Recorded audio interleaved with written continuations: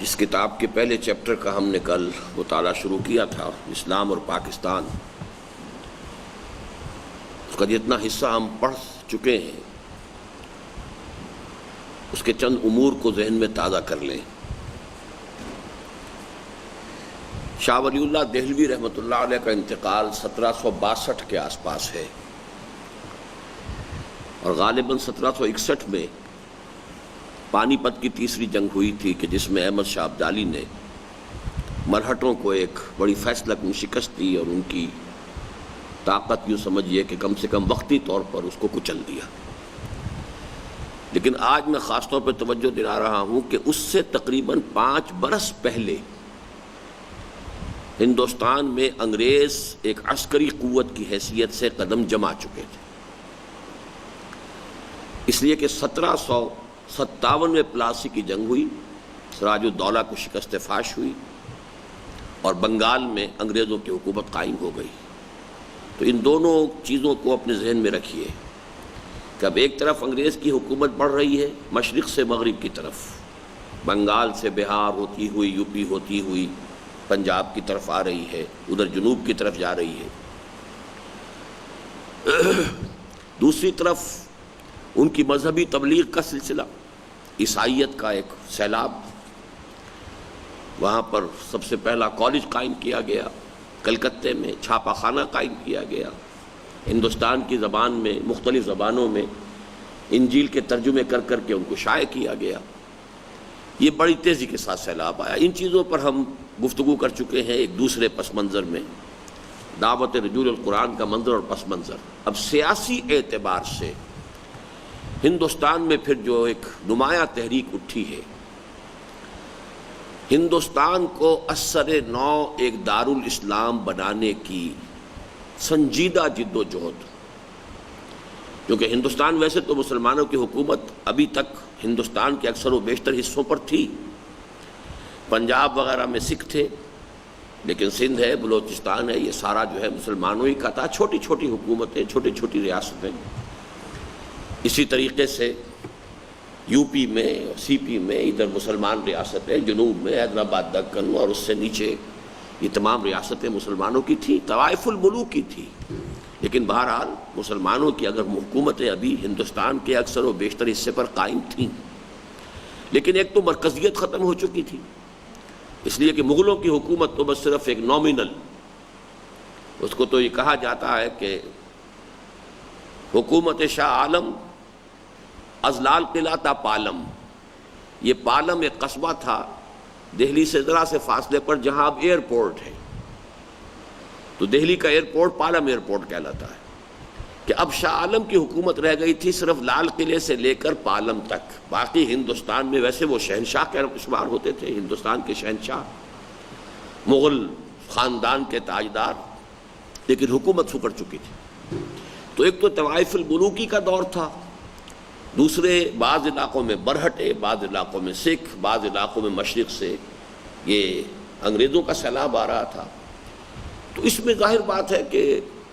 کچھ سنجیدہ کوشش دوبارہ اس کی کہ پورا ہندوستان پھر دارالاسلام بن جائے،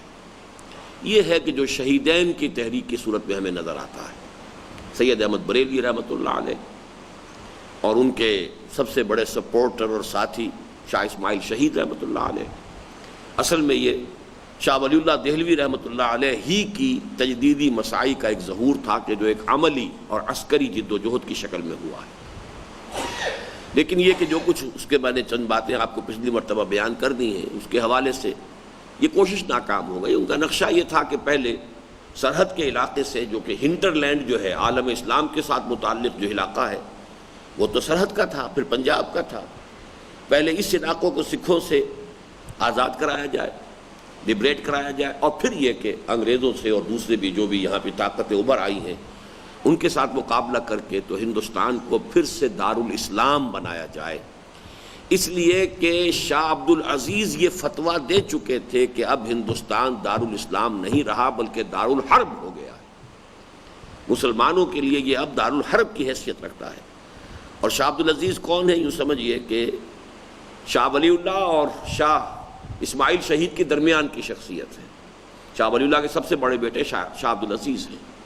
جبکہ ان کے سب سے چھوٹے بیٹے شاہ عبد الغنی کے بیٹے شاہ اسماعیل شہید ہیں۔ تو یہ ایک ہی سلسلہ ہے۔ شاہ عبد العزیز فتویٰ دے چکے تھے کہ ہندوستان دارالحرب بن چکا ہے، تو اب اس دارالحرب کو دوبارہ دارالاسلام بنانے کے لیے ایک جد و جہد کی ضرورت تھی۔ وہ جد و جہد خالص دینی اصولوں پر شروع کی ہے سید احمد صاحب نے۔ انہوں نے پہلے لوگوں کا اخلاق کا تزکیہ، ان کی روحانی تربیت، ان کا کردار مسلمانوں کا سا بنے، وہ اسلام پر عمل پیرا ہوں، پھر وہ جمع ہوں، ایک امیر سے بیعت کریں، بیعت کر کے جد و جہد کریں، پھر عسکری جد و جہد کے ذریعے سے درجہ بدرجہ جو ہے ہندوستان کو غیر مسلموں کے تسلط سے نجات دلا کر اور اس کو ایک دارالاسلام کی شکل دی جائے۔ تو یہ ہے بہت اہم کوشش ہماری جو پچھلی صدی کی تھی، بدقسمتی سے وہ ناکام ہو گئی، دنیاوی اعتبار سے ناکام۔ ایسی کوئی کوشش بھی حقیقتاً ناکام نہیں ہوتی، اللہ تعالیٰ کے ہاں جو اجر و ثواب ہے ان کا وہ محفوظ ہے۔ بنا کردند خوش رسم بخاک و خون غلطی دند، خدا رحمت کو نہ دی عاشقان پاک تیدت را، انہوں نے تو اپنی جانیں دے دیں اور وہ کامیاب ہو گئے۔ اس کے بعد دوسرا بڑا واقعہ جو پچھلی صدی میں ہوا، وہ پھر جس کو غدر کہا جاتا تھا، اب وہ جنگ آزادی 1857 کی۔ اس میں پہلی مرتبہ ہندو اور مسلمان شریک ہوئے اور انگریزوں کی حکومت سے نجات پانا، چونکہ اس عرصے میں اب تقریباً ربع صدی اور گزر چکی تھی، انگریز اور مسلط ہو چکا تھا، آگے تک آ چکا تھا۔ تو وہ جو کوشش ہوئی ہے وہ در حقیقت جوائنٹ سٹرگل تھی ہندو مسلمانوں کی کہ انگریزوں کو اس ملک سے نکالا جائے، وہ بھی ناکام ہو گئی۔ اس کے بعد سے پھر حکومت جو ہے تاج برطانیہ کی بالفعل شروع ہوئی، اور صورتحال میں تبدیلی کیا آئی کہ اب حکومت بھی تھی by pen not by sword, حکومت بھی ایک دستوری قانونی حکومت انگریزوں نے شروع کی، اور اب اس ملک کے اندر یہ بات تسلیم کر لی گئی کہ کوئی عسکری جد و جہد سے انگریز کو یہاں سے نکالنا ممکن نہیں ہے۔ جتنی بڑی کوشش ہو چکی تھی 1857 میں، اس کی ناکامی کے بعد اس کا کوئی امکان نہیں تھا، لہذا دستوری اور سیاسی انداز کا اب جد و جہد کا میدان رہ گیا، اب عسکری اور بغاوت کا انداز کا میدان نہیں رہا۔ اس حوالے سے اب چونکہ اس میں جب دستوری اور سیاسی جد و جہد کا معاملہ ہوگا تو عدد جو ہے وہ بڑا فیصلہ کن ہے، تعداد اب ہندوؤں کی زیادہ تھی، اس حوالے سے ہندوؤں کی عددی اکثریت کا ظہور اور اس کے نتائج و عواقب شروع ہو گئے۔ اس میں فیکٹرز مزید کیا ہوئے کہ مسلمانوں کو انگریزوں نے دبایا، سوائے پنجاب اور سرحد کے درمیانی اضلاع کے، کہ یہاں چونکہ مسلمانوں کو سکھا شاہی سے نجات دلائی تھی تو مسلمانوں میں انگریز کے خلاف نفرت اور دشمنی کے جذبات نہیں تھے، لہذا یہاں دبانے کی ضرورت نہیں تھی، بلکہ ابھارا ہے۔ یہ جو قرآن مجید میں ملکہ سبا جو پھر حضرت سلیمان علیہ السلام کے دربار میں حاضر ہوئی ہے اور اسلام لائی ہے، اس کا ایک قول بڑا حکیمانہ نقل ہوا ہے، جس کو کہ پھر علامہ اقبال نے بھی اشعار کی صورت میں ڈھالا ہے۔ آ بتاؤں تجھ کو کیا ہے آیا رمز آیا ان الملوک، سلطنت اقوام غالب کی ہے ایک جادوگری۔ تو در حقیقت وہ قرآن مجید کی آیت یہ ہے جو ملکہ سبا نے کہا تھا اپنے درباریوں سے، ان الملوک اذا دخلوا قریۃ جعلوا اعزۃ اہلھا اذلہ۔ دیکھو اس حقیقت کو جان لو کہ جب کوئی بادشاہ کسی دوسرے ملک کو، کسی شہر کو فتح کرتا ہے تو اس کا منطقی نتیجہ یہ ہوتا ہے کہ اس کے عزت والوں کو ذلیل کر دیتا ہے۔ یہ ایک بہت ہی بڑی یوں سمجھیے کہ ایک سیاسی جو ہے پوری دنیا کے اندر جو ہمیں تاریخ کے اندر بات نظر آتی ہے کہ ہر فاتح قوم آ کر دیکھتی ہے کہ یہاں کون لوگ تھے کہ جو زیادہ باعزت تھے، باحیثیت تھے، انہیں دباتے، کیونکہ انہی میں اندیشہ ہو سکتا ہے کہ بغاوت پیدا ہو، وہ پھر کوشش کریں کہ اپنی حیثیت اور اپنا مقام جو ہے وہ حاصل کریں۔ جو نیچے دبے ہوئے ڈاؤن ٹراڈن طبقات ہوتے تھے ان کو ابھارتے تھے، اس لیے کہ ان کے اندر اس طرح کے جذبات نہیں ہو سکتے تھے، بلکہ الٹے اپنے قوم کے جو پرانے اونچے طبقات تھے ان کے خلاف کچھ نہ کچھ ان کے اندر ریئیکشنری جذبات ہو سکتے تھے، تو ان سے فائدہ اٹھانے کے لیے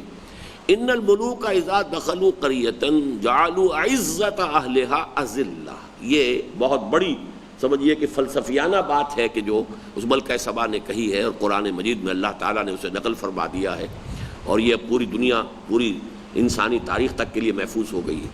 ہندوستان میں یہی ہوا ہے، مسلمان چونکہ یہاں حاکم تھا اسے دبایا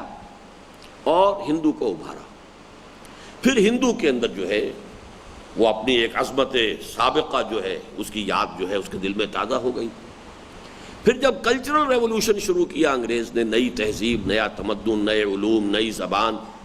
جس کو میں نے لارڈ میکالے کے الفاظ آپ کو کل بتائے تھے کہ ہمارا مقصد یہ ہے کہ ہندوستانی صرف چمڑی کے رنگ کی حیثیت سے تو ہندوستانی رہ جائے، باقی ہر اعتبار سے اس کی سوچ، اس کے ویلیوز، اس کی اقدار، ہر چیز جو ہے، رہن سہن، اس کا پہناوا، اس کا اٹھنا بیٹھنا، ہر چیز جو ہے یورپین ہو جائے۔ اس کلچرل ریولوشن کا معاملہ جو ہے، ہندو نے چونکہ اس کی اپنی تہذیب سے وہ کافی دور نکل چکا تھا، بڑی پرانی بات بن چکی تھی، اس سے پہلے وہ فارسی پڑھ رہے تھے، مسلمانوں کی تہذیب کو بھی اختیار کر لیا تھا، اس حوالے سے ان کے لیے چینج آف ماسٹرز کا بھی معاملہ تھا اور چینج آف کلچر کا بھی معاملہ تھا۔ اپنے کلچر سے انہیں کوئی بہت زیادہ تعلق رہا ہی نہیں تھا، اس لیے انہوں نے یکسوئی کے ساتھ اس نئے کلچرل ریولوشن کا استقبال کیا، اسے قبول کیا۔ مسلمانوں میں تقسیم ہو گئی بہت زبردست کہ جو گہرے مذہبی جذبات رکھنے والے لوگ تھے انہوں نے شدید رد عمل اختیار کیا کہ نہ ہم انگریزی پڑھیں گے، نہ انگریزی علوم پڑھیں گے، نہ جدید سائنس پڑھیں گے، نہ ان کی زبان سیکھیں گے، نہ ان کا سا رہن سہن، نہ ان کا سا پہناوا، کوئی شے اختیار نہیں کریں گے، ٹوٹل بائیکاٹ۔ اب یہ جو ہمارے ہاں علماء کی طاقت تھی، قوم کی مجموعی قوت میں سے گویا کہ ایک حصہ ادھر چل پڑا، لیکن سواد اعظم کو یہی کرنا پڑا کہ بھائی اب زمانہ بدل گیا ہے، ریئلٹیز آف دی ٹائم، اب اس کو جو ہے ایکنالج کرنا پڑے گا، you have to reconcile with them. اب اگر آپ نہیں پڑھیں گے، جیسا کہ سر سید نے کھڑے ہو کر بڑے زور شور کے ساتھ یہ بات مسلمانوں سے کہی، انگریزی نہیں پڑھو گے، جدید تعلیم حاصل نہیں کرو گے تو تم صرف بہشتی رہ جاؤ گے یا پلے دار رہ جاؤ گے، ہندوستان کے اندر تمہاری کوئی اور حیثیت نہیں ہوگی۔ پانی مشک اپنے کندھے پر لے کر بہشتی مسلمان لے کے آیا کرتا تھا، یا پلے دار، یا تیسرا یہ کہ قصائی ہو سکتا تھا کہ گوشت کاٹے اور بیچے، اس کے علاوہ تمہاری کوئی حیثیت نہیں رہے گی۔ تو سواد اعظم کے لیے یہ بات بہت اہم تھی، لہذا انہوں نے پھر انگریزی سیکھنی شروع کی، لیکن یہ کہ مسلمانوں کی قومی قوت منقسم ہو گئی۔ اس کے بعد پھر آگے اور بڑھ کر جب یہ کہ قومی جدوجہد شروع ہوئی ہے ہندوستان میں، ہندوستانیوں میں، چاہے وہ مسلمان تھے اور چاہے وہ ہندو تھے، یہ احساس پیدا ہوا کہ اب ہمیں انگریز سے بھی نجات پانے کے بارے میں کچھ سوچنا چاہیے، چاہے سیاسی اور دستوری ہی اندازی میں ہو۔ تو اس میں بھی صورت یہ بن گئی کہ مسلمانوں کا ایک طبقہ جو نہایت فعال تھا، اس کے اندر انگریز دشمنی کی شدت جتنی تھی اور انگریز پورے عالم اسلام پر جو ظلم کر رہا تھا، اس کے بنا پر ان کے اندر یہ جذبہ پیدا ہوا کہ پہلے ہندو سے ایٹ اینی کاسٹ، ہندو کے ساتھ اتحاد کر کے پہلے ہندوستان کو آزاد کرایا جائے، ہندو مسلم مسئلے کو پھر بعد میں دیکھا جائے گا، یہ ہم آپس میں سیٹل کر لیں گے۔ خود اعتمادی بھی ضرورت سے زیادہ ہو سکتی ہے، جیسا کہ کل میں بیان کر چکا ہوں۔ ایک سبب یہ بھی ہو سکتا ہے کہ انہیں ہندوؤں کے عزائم کا اس لیے اندازہ نہیں ہو سکا کہ ان کا کسی معاشی میدان میں ہندوؤں کے ساتھ مسابقت کا معاملہ تھا نہیں، ان کی تو جو بھی معاش تھی وہ مسلمانوں کے چندوں سے، وہ مدرسہ ہے تو مسلمانوں کے چندوں سے چل رہا ہے، وہاں کوئی ہندو آ کر ان کا مقابلہ تو نہیں کرے گا کہ یہاں پہ معلم میں لگوں گا تو یہ نہ لگے۔ وہ ترقی کے دروازے جو ہیں جو بھی ہیں اپنی اپنی محنت علماء کر رہے ہیں، لہذا چونکہ مسابقت نہیں تھی انہیں اندازہ بھی نہیں ہوا۔ بہرحال یہاں آ کر مسلمانوں کی سواد اعظم کا احساس اس کے بالکل برعکس تھا۔ چپڑاسی بھی اگر کسی محک میں مسلمان تھا، اسے محسوس ہو رہا تھا کہ ہندو کی نگاہ میں کھٹک رہا ہوں۔ بنواڑی اگر مسلمان تھا، وہ کھوکھر لگا کر بیٹھا ہوا تھا، ہندو سیٹھ اسے بھی پسند نہیں کر رہا تھا۔ اور یہ احساس وہ ہوتا ہے کہ جو تمام لوگوں کے اندر پیدا ہو رہا تھا، جس کو میں نے کل تعبیر کیا تھا کہ جوتا جسے کاٹتا ہے اسے پتہ چلتا ہے۔ اس حوالے سے مسلمانان ہند کا بحیثیت مجموعی نقطہ نظر یہ بنا کہ ہمیں پہلے سے تحفظات حاصل کرنے ہیں، ایشورنسز لینی ہے، تحفظات ہونے چاہیے، ہمارے ساتھ معاہدہ پہلا ہونا چاہیے، ہندوستان آزاد ہو تو اس صورت میں ہو کہ اس اندیشے کا سدباب ہو جائے کہ ہندو اکثریت کہیں ہمارے اوپر غالب آ کر ہمارے تہذیب و تمدن کو، ہمارے مذہب کو، ہماری زبان کو ختم نہ کر دیں، ہمیں ایکسپلائٹ نہ کریں، ہمارے تہذیبی تشخص کو ختم نہ کر دیں۔ یہ خطرہ مسلمانوں نے محسوس کیا، لہذا گویا کہ مسلمانوں میں جو اس کی قومی تحریک تھی وہ ایک طرف کو چل پڑی، مذہبی عناصر میں سے جو نہایت فعال عناصر تھے وہ دوسری طرف کو چل پڑے، اور قومی تحریک میں اور مذہبی عناصر میں بعد پیدا ہونا شروع ہو گیا۔ یہ خلاصہ ہے ہمارے کل کے مطالعے کا۔ اب آگے چلیے، صفحہ 16 کھولیے۔ ہندوستانی مسلمانوں کی قومی سیاست مذہب سے جس تیزی سے دور ہوتی جا رہی تھی، اگر یہ بعد اسی طرح بڑھتا رہتا تو بات نہ معلوم کہاں تک جا پہنچتی، لیکن اللہ تعالیٰ کا بڑا فضل و کرم ہوا کہ اس دور میں چند شخصیتیں ایسی بھی ابھریں جنہوں نے اس بعد کو کم کرنے کی کوشش کی اور اس میں انہیں کسی حد تک کامیابی بھی ہوئی۔ اب یہ بالکل ایک نئی بحث ہے کہ یہ دو راستے جو علیحدہ ہو گئے کہ رجال دین ادھر جا رہے ہیں اور سواد اعظم جو ہے قوم کا، مسلمانوں کا، وہ ادھر جا رہا ہے۔ جتنا جتنا آگے بڑھیں گے فاصلہ بڑھ جائے گا۔ اینگل جو ہے شروع میں تو دونوں اس کے جو خطوط ہوتے ہیں جڑے ہوئے ہوتے ہیں، لیکن جیسے جیسے آگے بڑھتا ہے زاویہ تو فاصلہ پھیلتا ہے۔ لیکن یہ کہ کچھ شخصیتیں ایسی پیدا ہوئی کہ جنہوں نے اس گیپ کو برج کرنے کی کوشش کی۔ ان شخصیتوں میں سر فہرست علامہ اقبال کا نام ہے۔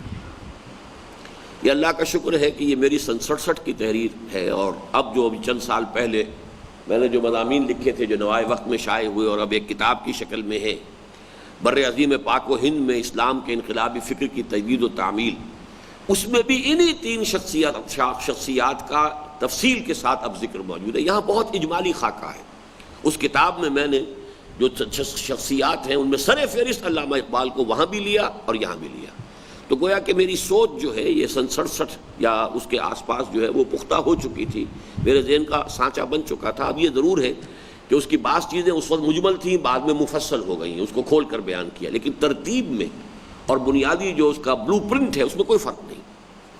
ان شخصیتوں میں سر فہرست علامہ اقبال کا نام ہے۔ انہوں نے مسلمانوں کی قومی تحریک میں مذہبی جذبے اور رنگ کی آمیزش کی جو کامیاب کوشش کی وہ ظاہر و باہر ہے۔ ایک ملی جذبہ اور مسلمانوں کی ملی وحدت، اور مسلم ہے ہم وطن ہے سارا جہاں ہمارا، اور ہوں قبائل ہو ملت کی وحدت میں گم۔ تو اب یہ ساری چیزیں جو ہے کہ یہ مسلمان جو ہے ایک وحدت بن کر ابھرے دنیا میں، اور پھر خوشخبری اسلام کا بھی احیاء ہوگا اور ملت اسلامی جو ہے وہ بھی اب دنیا کے اندر دوبارہ ابھرے گی۔ یہ سارا در حقیقت قومی تحریک کے اندر کچھ ایک مذہبی جذبہ،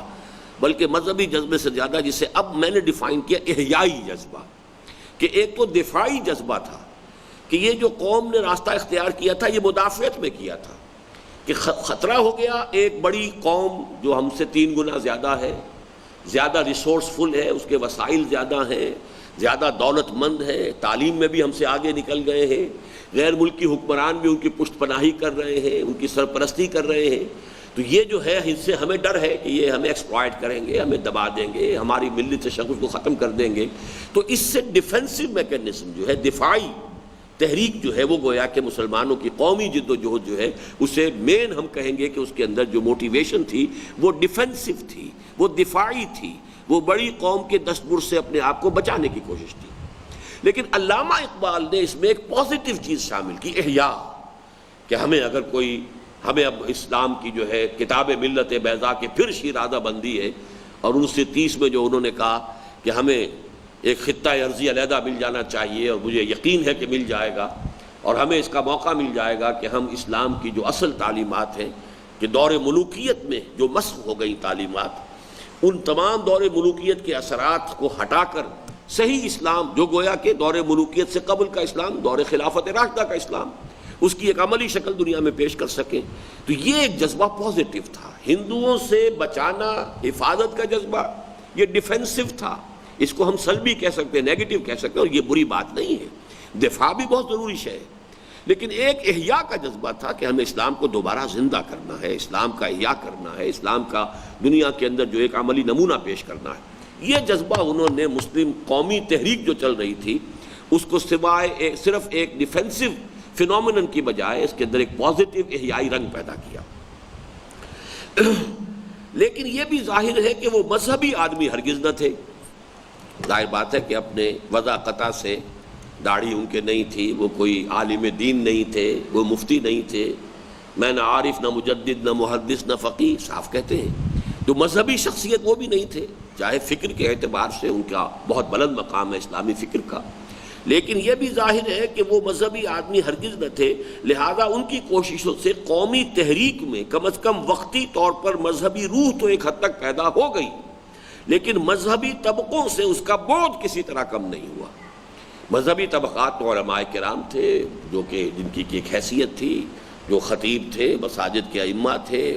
مدرسوں کے اندر قال اللہ قال الرسول کا جو سلسلہ ہے اسے جاری رکھے ہوئے تھے، مذہبی طبقات تو وہ تھے۔ تو قومی تحریک کی مذہبی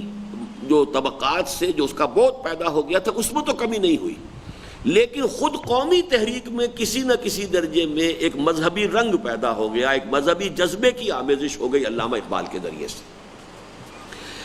علامہ کے ساتھ ہی ایک دوسری عظیم شخصیت جس نے ایک بار حکومت الہیہ کا نعرہ لگا کر امت مسلمہ کی عمر رفتہ کو آواز دی اور امام الہند کا خطاب پایا، وہ مولانا ابوالکلام مرحوم کی تھی۔ اب یہ ذہن میں رکھیے کہ علامہ اقبال کی پیدائش جو ہے وہ 1776 یا 77 کی ہے، غالباً 1877 کی، اور یہ ہے 1888 کی پیدائش۔ 11 برس کا فصل ہے، یہ ہم پڑھ چکے ہیں، وہ جو دعوت رجوع القرآن کا منظر و پس منظر، اور یہ دوسرے جو کتاب تھی انقلابی فکر کی تجدید و تعمیل کے جو چیپٹرز ہم نے پڑھے ان میں یہ چیزیں آ چکی ہیں۔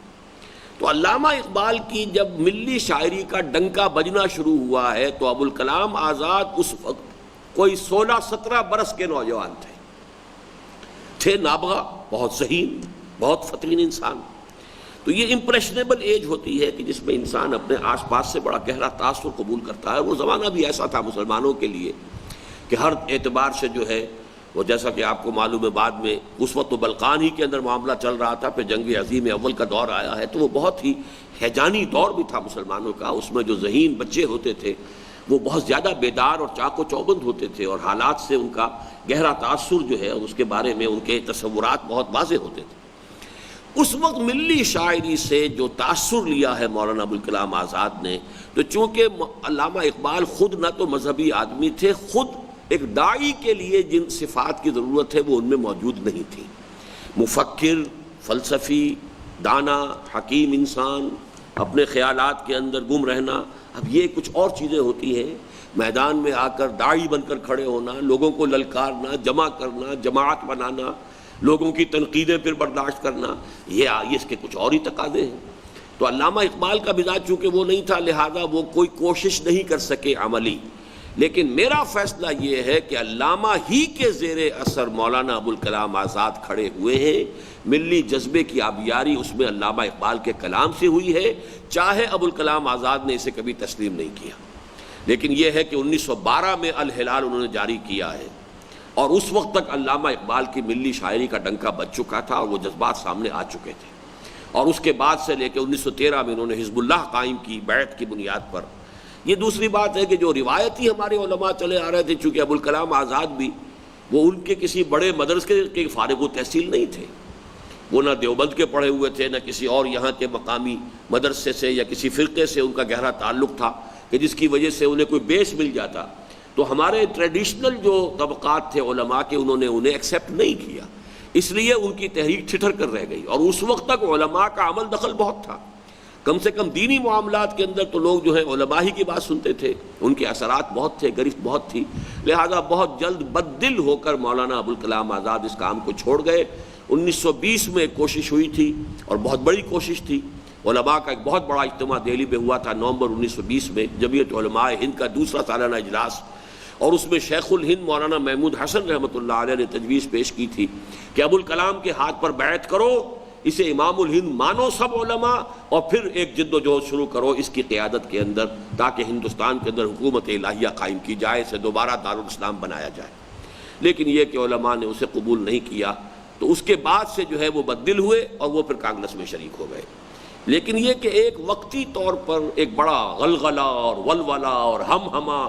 اور زور شور کی بات، الہلال اور البلاغ کی دعوت میں حکومت الہیہ کا نعرہ، خلافت کا نعرہ،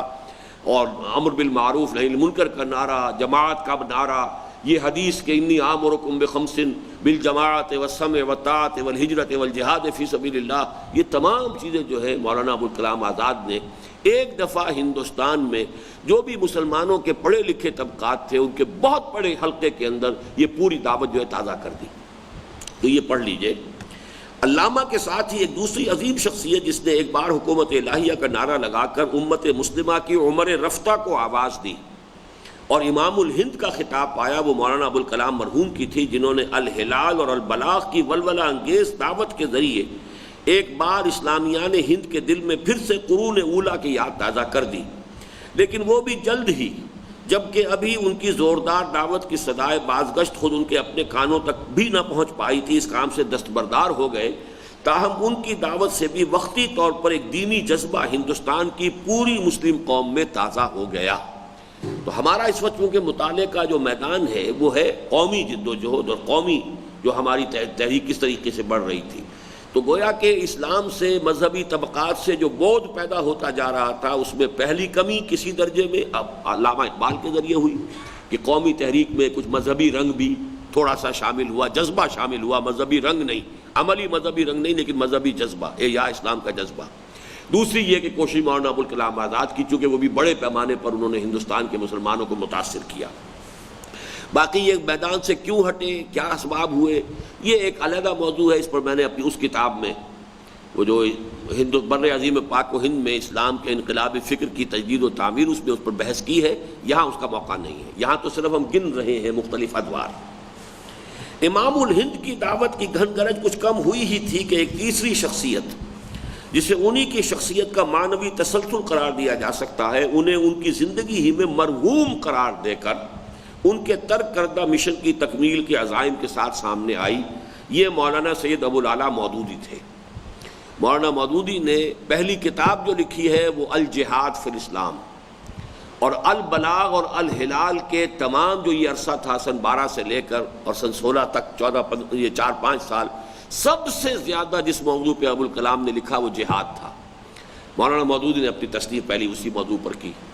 اور یہاں سے انہوں نے یہ لکھا ہے کہ ہمیں بڑی توقع تھی کہ ابوالکلام جو ہیں ان کے ذریعے سے اسلام میں یا ہندوستان میں اسلام کا احیاء جو ہے ہو سکے گا، لیکن بدقسمتی کہ وہ اس کام کو چھوڑ کر چلے گئے. اب وہ ابوالکلام مر چکا ہے، الہلال اور البلاغ والا ابوالکلام، تو انہیں مرحوم قرار دے کر گویا کہ ان کے مشنز میں جو اب جگہ خالی ہو گئی ان کی معنوی موت سے، اگرچہ ان کا انتقال جسمانی طور پر تو ہوا 1958 میں جا کر، لیکن معنوی طور پر وہ ابوالکلام الہلال البلاغ والا ابوالکلام اور حزب اللہ والا ابوالکلام اور دارالارشاد والا ابوالکلام وہ 1920 میں ختم ہو گیا.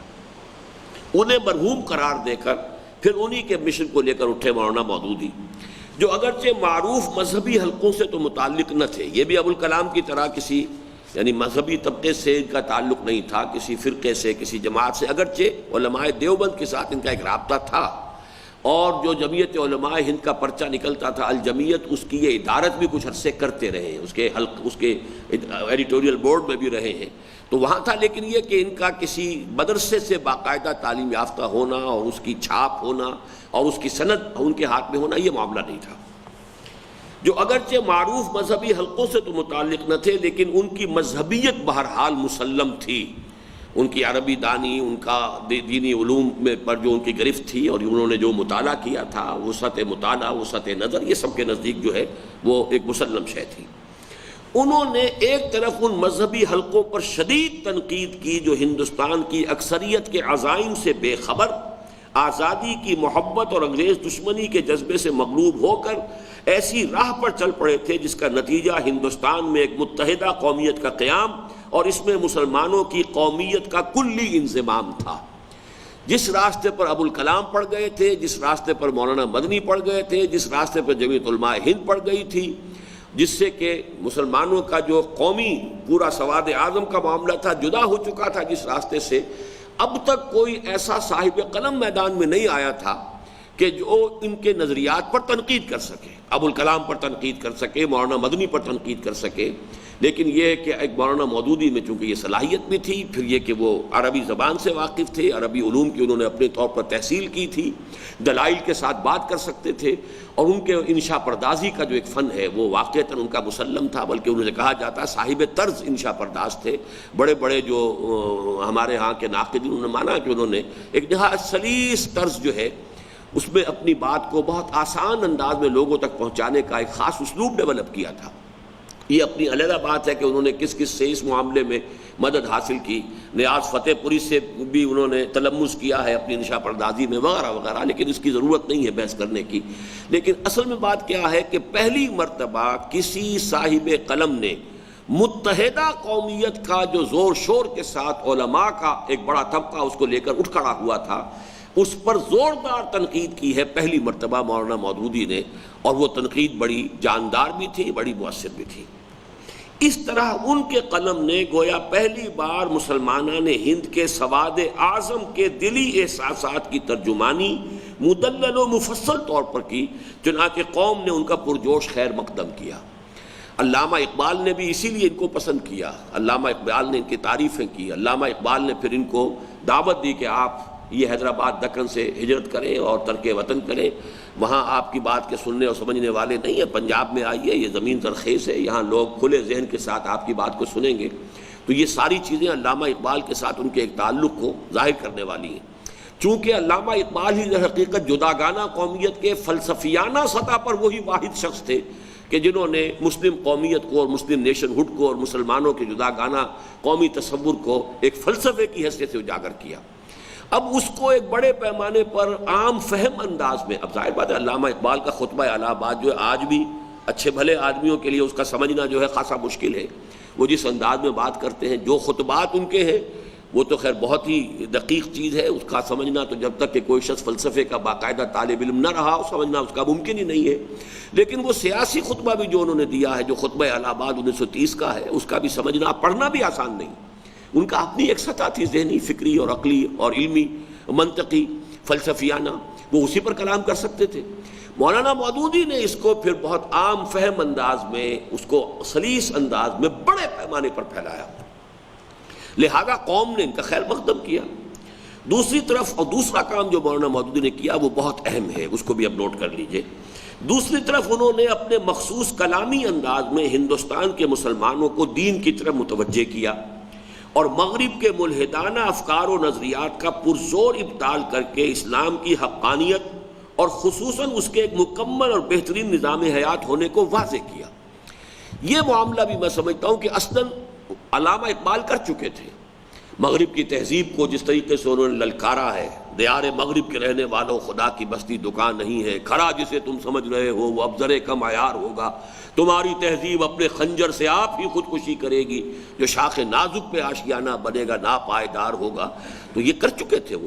لیکن اس کی بھی جو شرح کی اور جو اس کو تفصیل سے بیان کیا، اور یہ حاکمیت کا تصور جو ہے اللہ کی حاکمیت کا، یہ علامہ اقبال پیش کر چکے تھے، لیکن پورے ایک اسلام کے سیاسی نظام کو اس کی بنیاد پر ڈیولپ کر کے دکھانا یہ مولانا مودودی نے کام کیا۔ تو جو کام اس میدان میں کیا تھا، مغربی تہذیب اور اس کے اصول و مبادی کے خلاف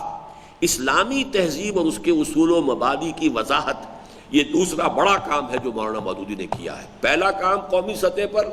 متحدہ قومیت پر تنقید،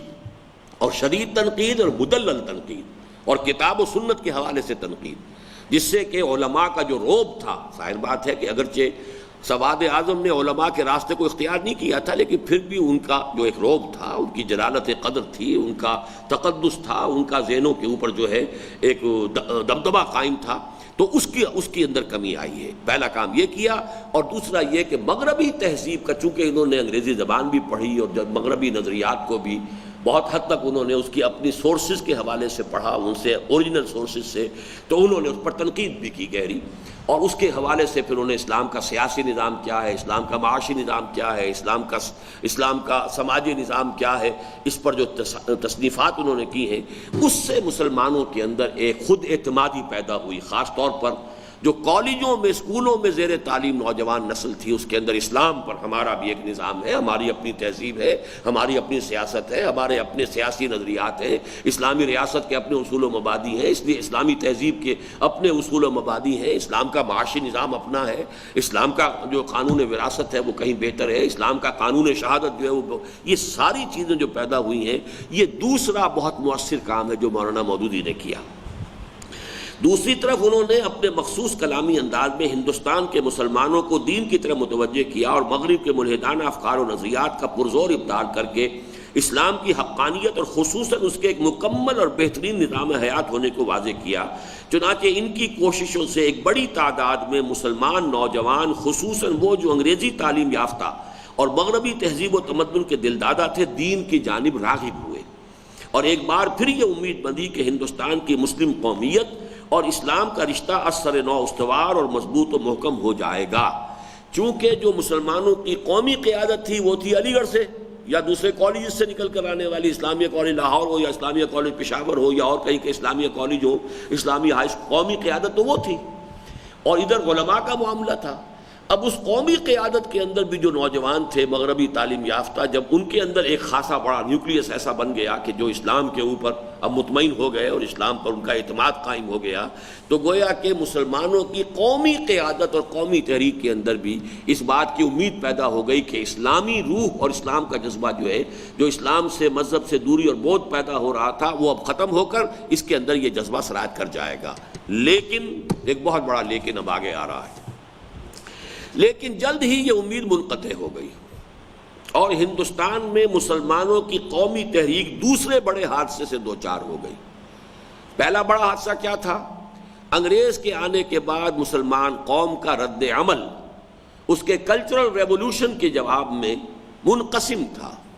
ایک طبقے نے کہا ٹوٹل بائیکاٹ، نہ انگریزی پڑھیں گے، نہ انگریزی علوم پڑھیں گے، نہ جدید تہذیب اختیار کریں گے، نہ میز کرسی پہ بیٹھ کے کھانا کھائیں گے، نہ چمچہ اور کانٹا تو بہت دور کی بات ہے استعمال کریں گے، یہ ساری چیزیں جو ہے ٹوٹل بائیکاٹ۔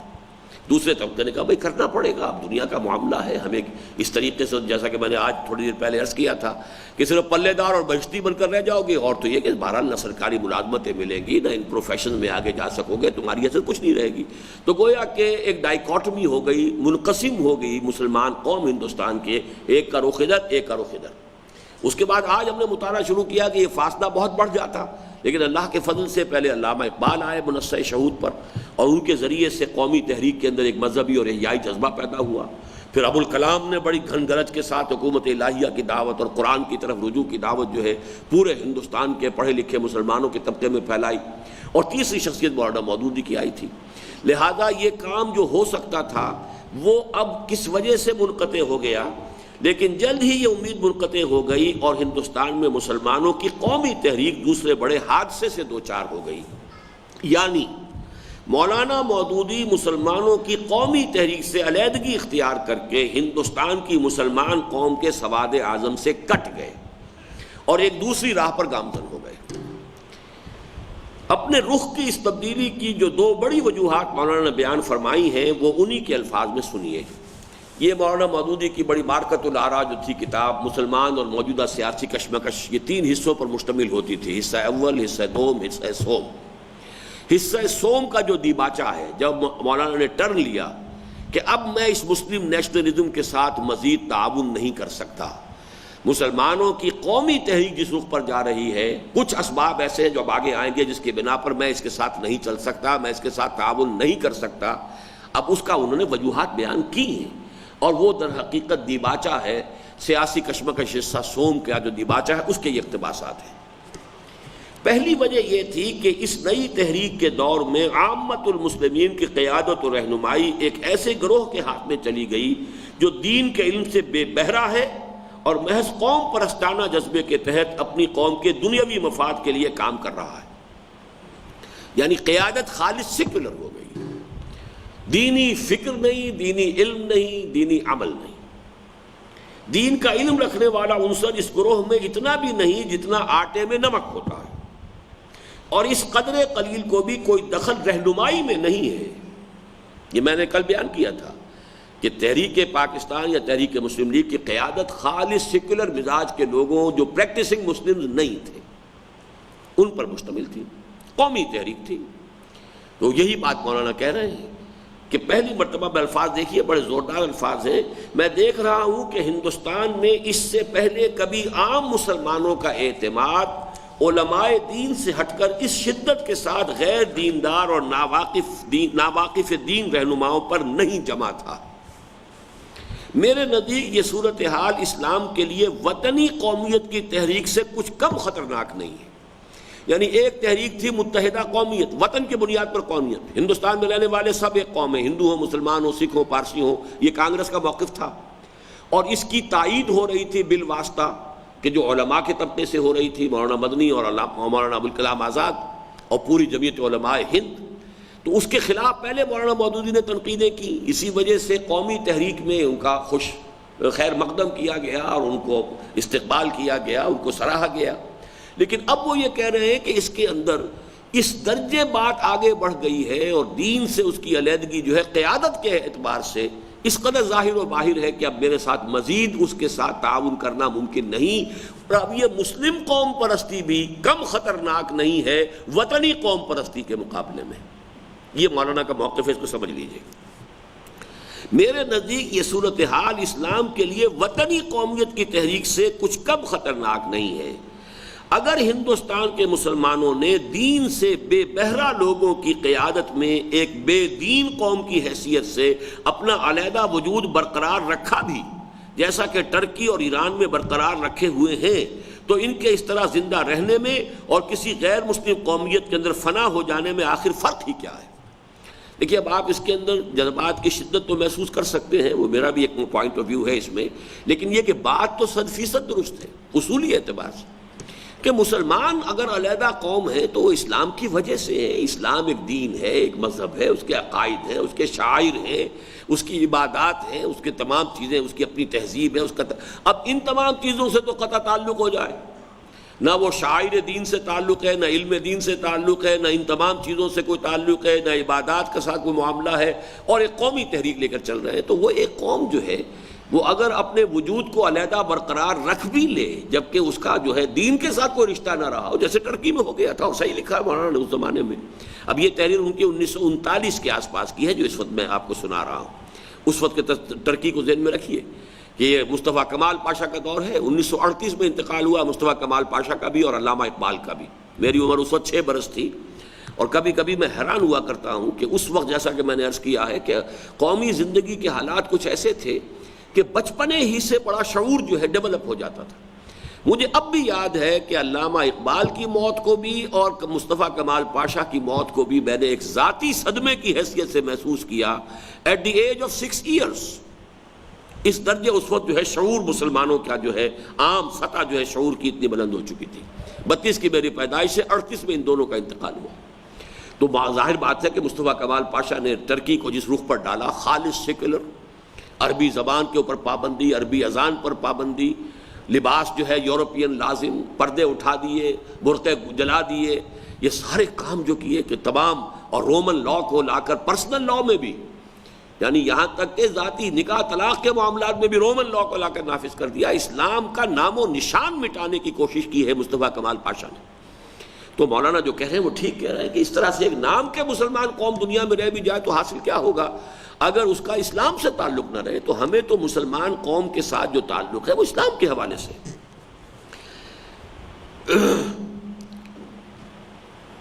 اگر ہندوستان کے مسلمانوں نے دین سے بے بہرہ لوگوں کی قیادت میں ایک بے دین قوم کی حیثیت سے اپنا علیحدہ وجود برقرار رکھا بھی، جیسا کہ ترکی اور ایران میں برقرار رکھے ہوئے ہیں، تو ان کے اس طرح زندہ رہنے میں اور کسی غیر مسلم قومیت کے اندر فنا ہو جانے میں آخر فرق ہی کیا ہے؟ بڑے پیارے الفاظ ہیں آگے. ہیرے نے اگر اپنی جوہریت ہی کھو دی تو پھر جوہری کو اس سے کیا دلچسپی کہ وہ کمبخت پتھر کی صورت میں باقی رہے یا منتشر ہو کر خاک میں رل مل جائے. ہیرا تو جب تک ہیرا ہے، جوہری کو اس کی دلچسپی ہے، اس کی قیمت کو جانتا ہے، سنبھال کر رکھے گا. اگر وہ جوہریت ہی اس کی ختم ہو جائے، وہ ہیرا نہ رہے تو پھر پتھر ہے صرف، تو اس پتھر سے جوہری کو کیا دلچسپی ہے؟ ایک وجہ تو انہوں نے یہ بیان کی کہ اس قومی تحریک کی قیادت ایسے لوگوں کے ہاتھ میں چلی گئی ہے جن کا دین سے نہ علم کے اعتبار سے کوئی تعلق ہے، نہ عمل کے اعتبار سے کوئی تعلق ہے. دوسری وجہ جو ہے، اور یہ اس سے بھی زیادہ اہم ہے، دوسری وجہ یہ تھی کہ میں نے اس تحریک کے اندر داعیہ دینی کے بجائے داعیہ قومی کو بہت زیادہ کار فرما دیکھا. اگرچہ ہندوستان کے مسلمانوں میں اسلام اور مسلم قوم پرستی ایک مدت سے خلط ملط ہے، لیکن قریبی دور میں اس معجون کا اسلامی جزو اتنا کم اور قوم پرستانہ جزو اتنا زیادہ بڑھ گیا ہے کہ مجھے اندیشہ ہے کہ کہیں اس میں نری قوم پرستی ہی قوم پرستی نہ رہ جائے. حد ہے کہ ایک بڑے ممتاز لیڈر کو ایک مرتبہ اس امر کی شکایت کرتے ہوئے سنا گیا کہ بمبئی اور کلکتے کے دولت مند مسلمان اینگلو انڈین فاحشات کے ہاں جاتے ہیں، حالانکہ مسلمان طوائفیں ان کی سرپرستی کی زیادہ مستحق ہیں. اب یہ ہے قوم پرستی کا عالم کہ تم مسلمان ہو تو مسلمان طوائفوں کے ہاں تمہیں جانا چاہیے، تمہارا پیسہ وہاں خرچ ہونا چاہیے، نہ کہ تم اینگلو انڈین فاحشات کے پاس جاتے ہو. اب یہ جو ہے قومی سوچ انسان کی جب اس حد تک پہنچ جائے، حد یہ ہے کہ ایک بڑے ممتاز لیڈر کو ایک مرتبہ اس امر کی شکایت کرتے ہوئے سنا گیا کہ بمبئی اور کلکتے کے دولت مند مسلمان اینگلو انڈین فاحشات کے ہاں جاتے ہیں، حالانکہ مسلمان طوائف ہیں ان کی سرپرستی کی زیادہ مستحق ہیں۔ اس حد کمال کو پہنچ جانے کے بعد اس مسلم قوم پرستی کے ساتھ مزید رواداری برتنا میرے نزدیک گناہ عظیم۔ یہ اسباب ہیں جو مولانا مودودی نے خود اننشیٹ کیے ہیں، خود ان کو معین کیا ہے، ان کے اپنے الفاظ میں ہے، جس کی بنا پر وہ بھی مسلمانوں کی قومی تحریک سے کٹ گئے۔ اگرچہ بہت سے لوگوں کے نزدیک مولانا مودودی کی مسلمانان ہند کی قومی جد و جہد سے کنارہ کشی کا اصل سبب بالکل ذاتی تھا، یعنی اگر قیادت ان کے ہاتھ میں آ جاتی، یہ بات اگر کوئی کہتا بھی ہے تو اس اعتبار سے غلط بھی نہیں ہے کہ اگر قیادت ان کے ہاتھ میں ہوتی تو یہ تو بہرحال دین کے جاننے والے بھی تھے، دین کا علم رکھنے والے بھی تھے، دین پر عمل بھی اس کے شاعر پر بھی عامل تھے، اس لحاظ سے وہ بنیادی سبب ہی ختم ہو جاتا۔ لیکن یہ کہ اس کو کچھ لوگوں نے ان کی نیت پر حملہ کرتے ہوئے یہ کہا ہے کہ یہ صرف ایک پرسنالٹی کانفلکٹ تھا، اور ان کے اندر جو یہ احساس پیدا ہوا کہ قیادت کسی اور کے پاس چلی گئی، انہوں نے جو مسلمانوں کے قومی جذبات کی ترجمانی کی تھی اس امید میں کی تھی کہ وہ مجھے اپنا قائد اعظم بنا لیں گے، مجھے اپنا لیڈر بنا لیں گے، لیکن جب ان کے بجائے کسی اور کو چن لیا تو ان کے اندر کوئی حسد کی بات پیدا ہو گئی، یا یہ چیز، یہ چونکہ میں نیچے دے رہا ہوں اس کا حوالہ، سلیری صاحب انہی کے الفاظ نیچے آ رہے ہیں۔ اگرچہ بہت سے لوگوں کے نزدیک مولانا مودودی کی مسلمانان ہند کی قومی جد و جہد سے کنارہ کشی کا اصل سبب بالکل ذاتی تھا،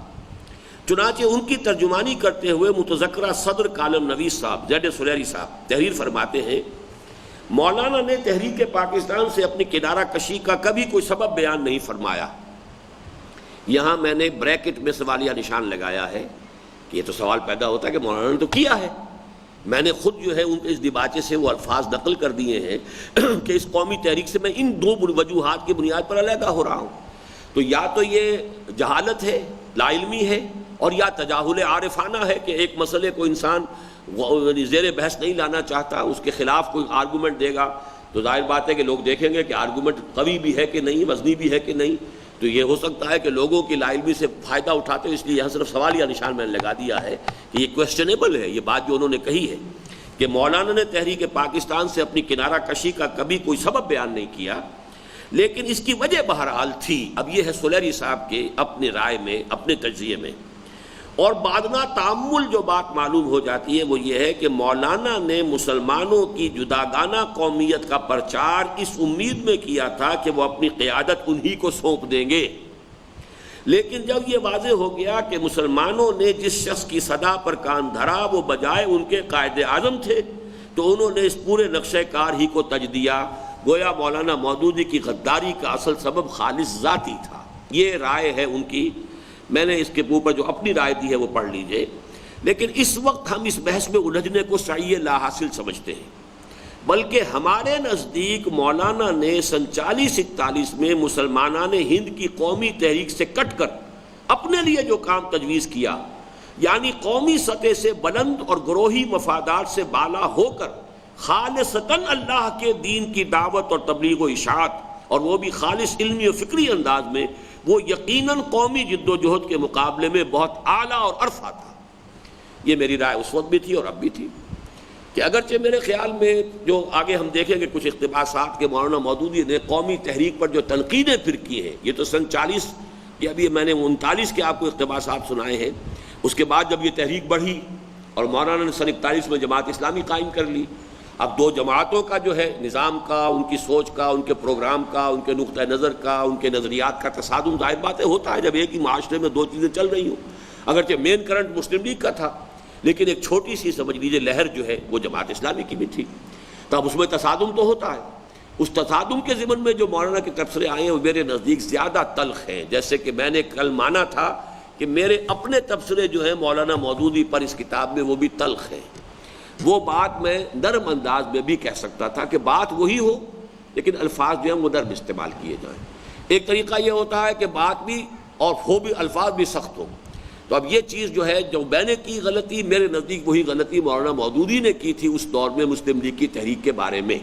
لیکن یہ اپنی جگہ پر میرا موقف ہے کہ مولانا نے قومی موومنٹ سے کٹ کر جو کام اپنے لیے رکھا، ایک اصولی اسلامی دعوت غیر مسلموں کو بھی اور مسلمانوں کو بھی، غیر مسلموں کو دعوت کہ وہ اسلام لے آئیں، اسلام کو قبول کریں، مسلمانوں کو دعوت کہ جس اسلام کا دعویٰ کرتے ہیں اس پر عمل کریں، اس کی پیروی کریں، اس کو اختیار کریں، عملاً اس تہذیب اور تمدن کو باقاعدہ اختیار کریں۔ پھر یہ کہ ان لوگوں کو جمع کر کے ایک حکومت الہیہ کا ایک نظام دنیا میں دوبارہ قائم کیا جائے، اور وہی پھر دارالاسلام جو ہے وہ خلافت کا نظام قائم ہوا۔ یہ کام یقیناً قومی جد و جہد کے مقابلے میں بہت اعلیٰ تھا، عرفہ تھا، بہت اونچا تھا۔ اگرچہ قومی جد و جہد میں مسلمانوں کا حصہ لینا بھی کوئی حرام کام نہیں تھا، اپنی دنیا کے معاملات کے لیے، اپنے سیاسی حقوق کے لیے وہ بھی کوئی حرام کام نہیں تھا، لیکن یہ کہ درجے ہیں، ایک کام جو ہے وہ جائز ہے اور ایک کام اس سے اوپر ہے کہ جو بہت ہی پسندیدہ ہے، بہت ہی مستحسن ہے، ایک کام اس سے اوپر ہے جو فرض کے درجے میں ہے، جس پر نہ کیا جائے تو گویا کہ انسان کی گرفت ہو جائے گی، محاسبہ ہو جائے گا۔ تو یہ درجے تو ہوں گے۔ پھر نوٹ کر لیجئے، بلکہ ہمارے نزدیک مولانا نے 47-41 میں مسلمانان ہند کی قومی تحریک سے کٹ کر اپنے لیے جو کام تجویز کیا، یعنی قومی سطح سے بلند اور گروہی مفادات سے بالا ہو کر خالصتاً اللہ کے دین کی دعوت و تبلیغ اور اشاعت، اور وہ بھی خالص علمی و فکری انداز میں، وہ یقیناً قومی جد و جہد کے مقابلے میں بہت اعلیٰ و عرفہ تھا۔ تاہم قومی جد و جہد کے نقطہ نظر سے مولانا مودودی کے رخ کی یہ تبدیلی سخت نقصان دہ ثابت ہوئی، یعنی یہ کہ قومی تحریک میں اسلام کا جو پیوند لگنے کی امید ہو گئی تھی، جو کچھ ہوئی تھی اقبال کے ذریعے سے، کچھ عارضی طور پر ابوالکلام کے ذریعے سے ہوئی تھی، لیکن ابوالکلام اس کے بعد جا کر متحدہ قومیت کی بڑی لہر کے اندر جو ہے وہ مل گئے۔ اب ایک مقام مولانا مودودی کو حاصل ہوا تھا کہ اس قومی تحریک کے اندر کچھ اسلامی رنگ، اسلامی جذبہ پیدا کر سکیں۔ اب مولانا نے جب اس سے علیحدہ ہو کر اپنا راستہ علیحدہ بنا لیا تو اس سے اس مسلم قومیت کو ایک تو ذوق پہنچا، اور ایک یہ کہ اس کے اندر اب مذہبی جذبے اور مذہبی فکر کی آمیزش کی جو توقع ہو گئی تھی وہ معدوم ہو گئی۔ تاہم قومی جد و جہد سے کے نقطہ نظر سے مولانا مودودی کے رخ کی یہ تبدیلی سخت نقصان دہ ثابت ہوئی۔ اس سے نہ صرف یہ کہ مسلمانوں کی قومی تحریک کے اسلام سے حقیقی و معنوی بعد میں مزید اضافہ ہو گیا، بلکہ طبقہ متوسط کے نہایت مخلص اور سرگرم کارکنوں کی ایک بہت بڑی تعداد بھی قومی جد و جہد سے لا تعلق ہو گئی۔ 1946 کا الیکشن جو نہایت کروشل تھا پاکستان کے لیے،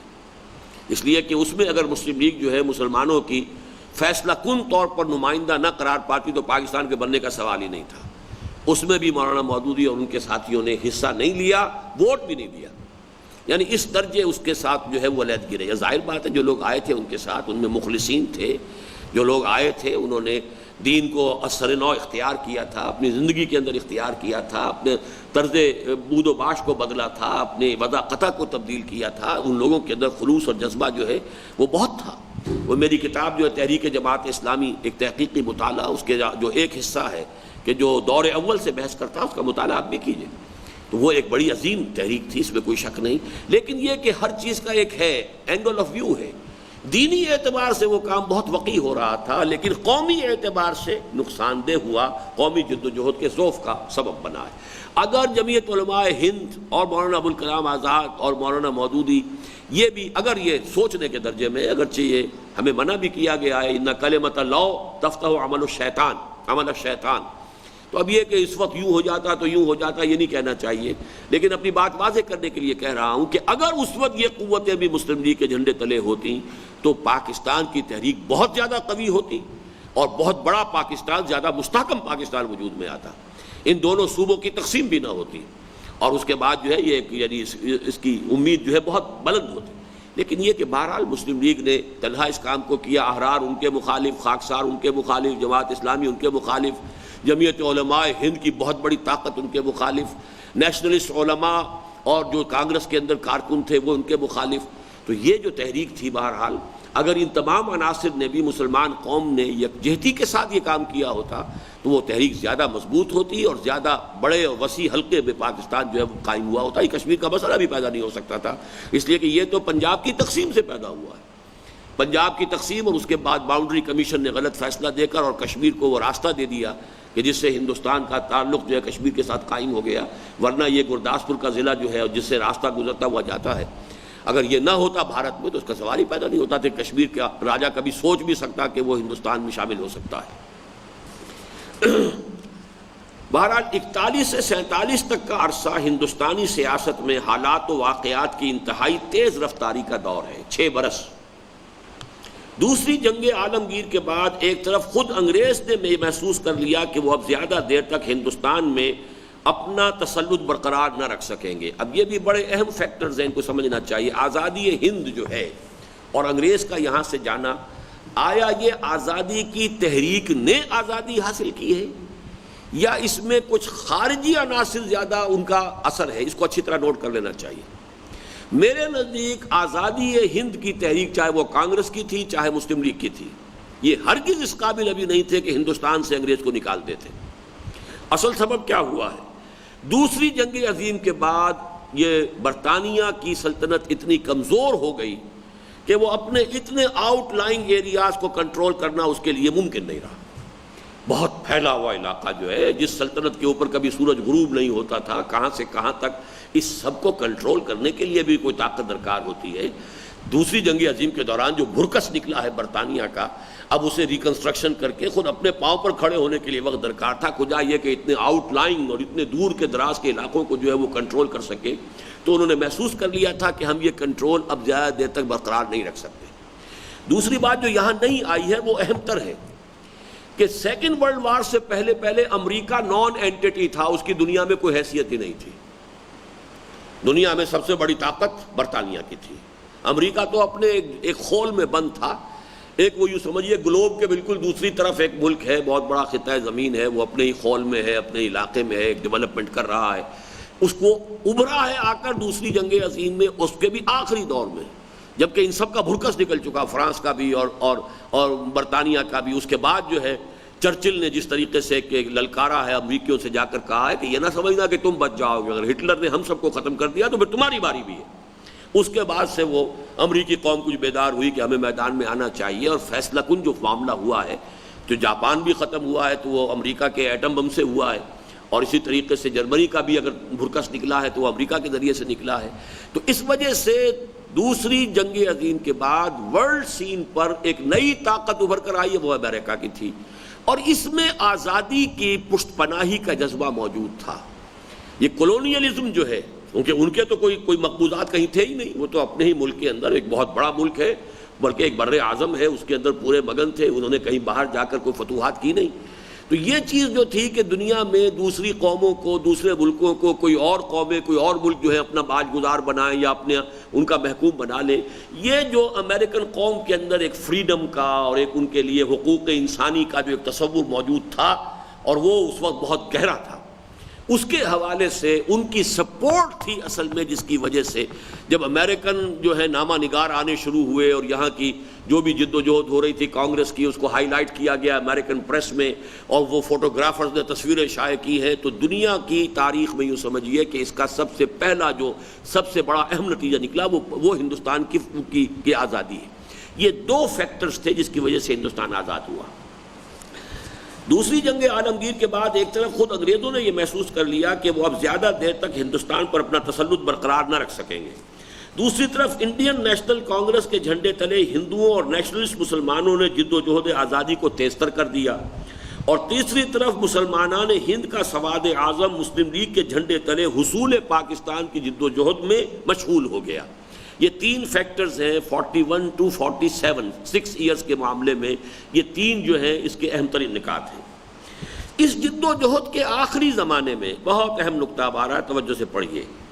جبکہ مسلم لیگ کو اس بات کی ضرورت محسوس ہوئی کہ وہ اپنی اس حیثیت کو بالکل واضح اور مبرہن کر دے کہ وہ اسلامیان ہند کی واحد نمائندہ جماعت ہے اور پوری مسلمان قوم یکسوئی کے ساتھ اس کے جھنڈے تلے جمع ہے. کانگریس کا موقف یہ تھا کہ ہم نیشنل پارٹی ہیں، ہمارے اندر ہندو بھی ہیں، مسلمان بھی ہیں، ہم سیکٹیرین پارٹی نہیں ہے. مسلم لیگ سیکٹیرین پارٹی ہے، اور یہ مسلمانوں کی واحد نمائندہ جماعت ہونے کی حیثیت سے یہ نیگوشیٹ کرنے کی پوزیشن میں نہیں ہے. جبکہ ہمارے ہاں اتنے مسلمان ہیں، اتنے مسلمان قائدین ہمارے ساتھ ہیں، جمعیت علماء ہند ہمارے ساتھ ہے، تو مسلمانوں کی طرف سے اسپوکس مین کی حیثیت سے مسلم لیگ کو حق حاصل نہیں ہے کہ وہ مسلمانوں کی نمائندگی کا دعویٰ کر کے کھڑی ہو جائے. جبکہ مسلم لیگ کا دعویٰ یہ تھا کہ مسلمانوں کی واحد نمائندہ جماعت میں ہوں. اب اس کو ثابت کرنے کے لیے جب تک کہ الیکشن میں اوور ویلمنگ میجورٹی جو ہے مسلمانوں کی مسلم لیگ کے کینڈیڈیٹس کو ووٹ نہ دے، وہ کیسے ثابت ہوگا کہ یہ در حقیقت مسلمانوں کی واحد نمائندہ جماعت ہے. تو مسلم لیگ کو اپنا مقدمہ لڑنے کے لیے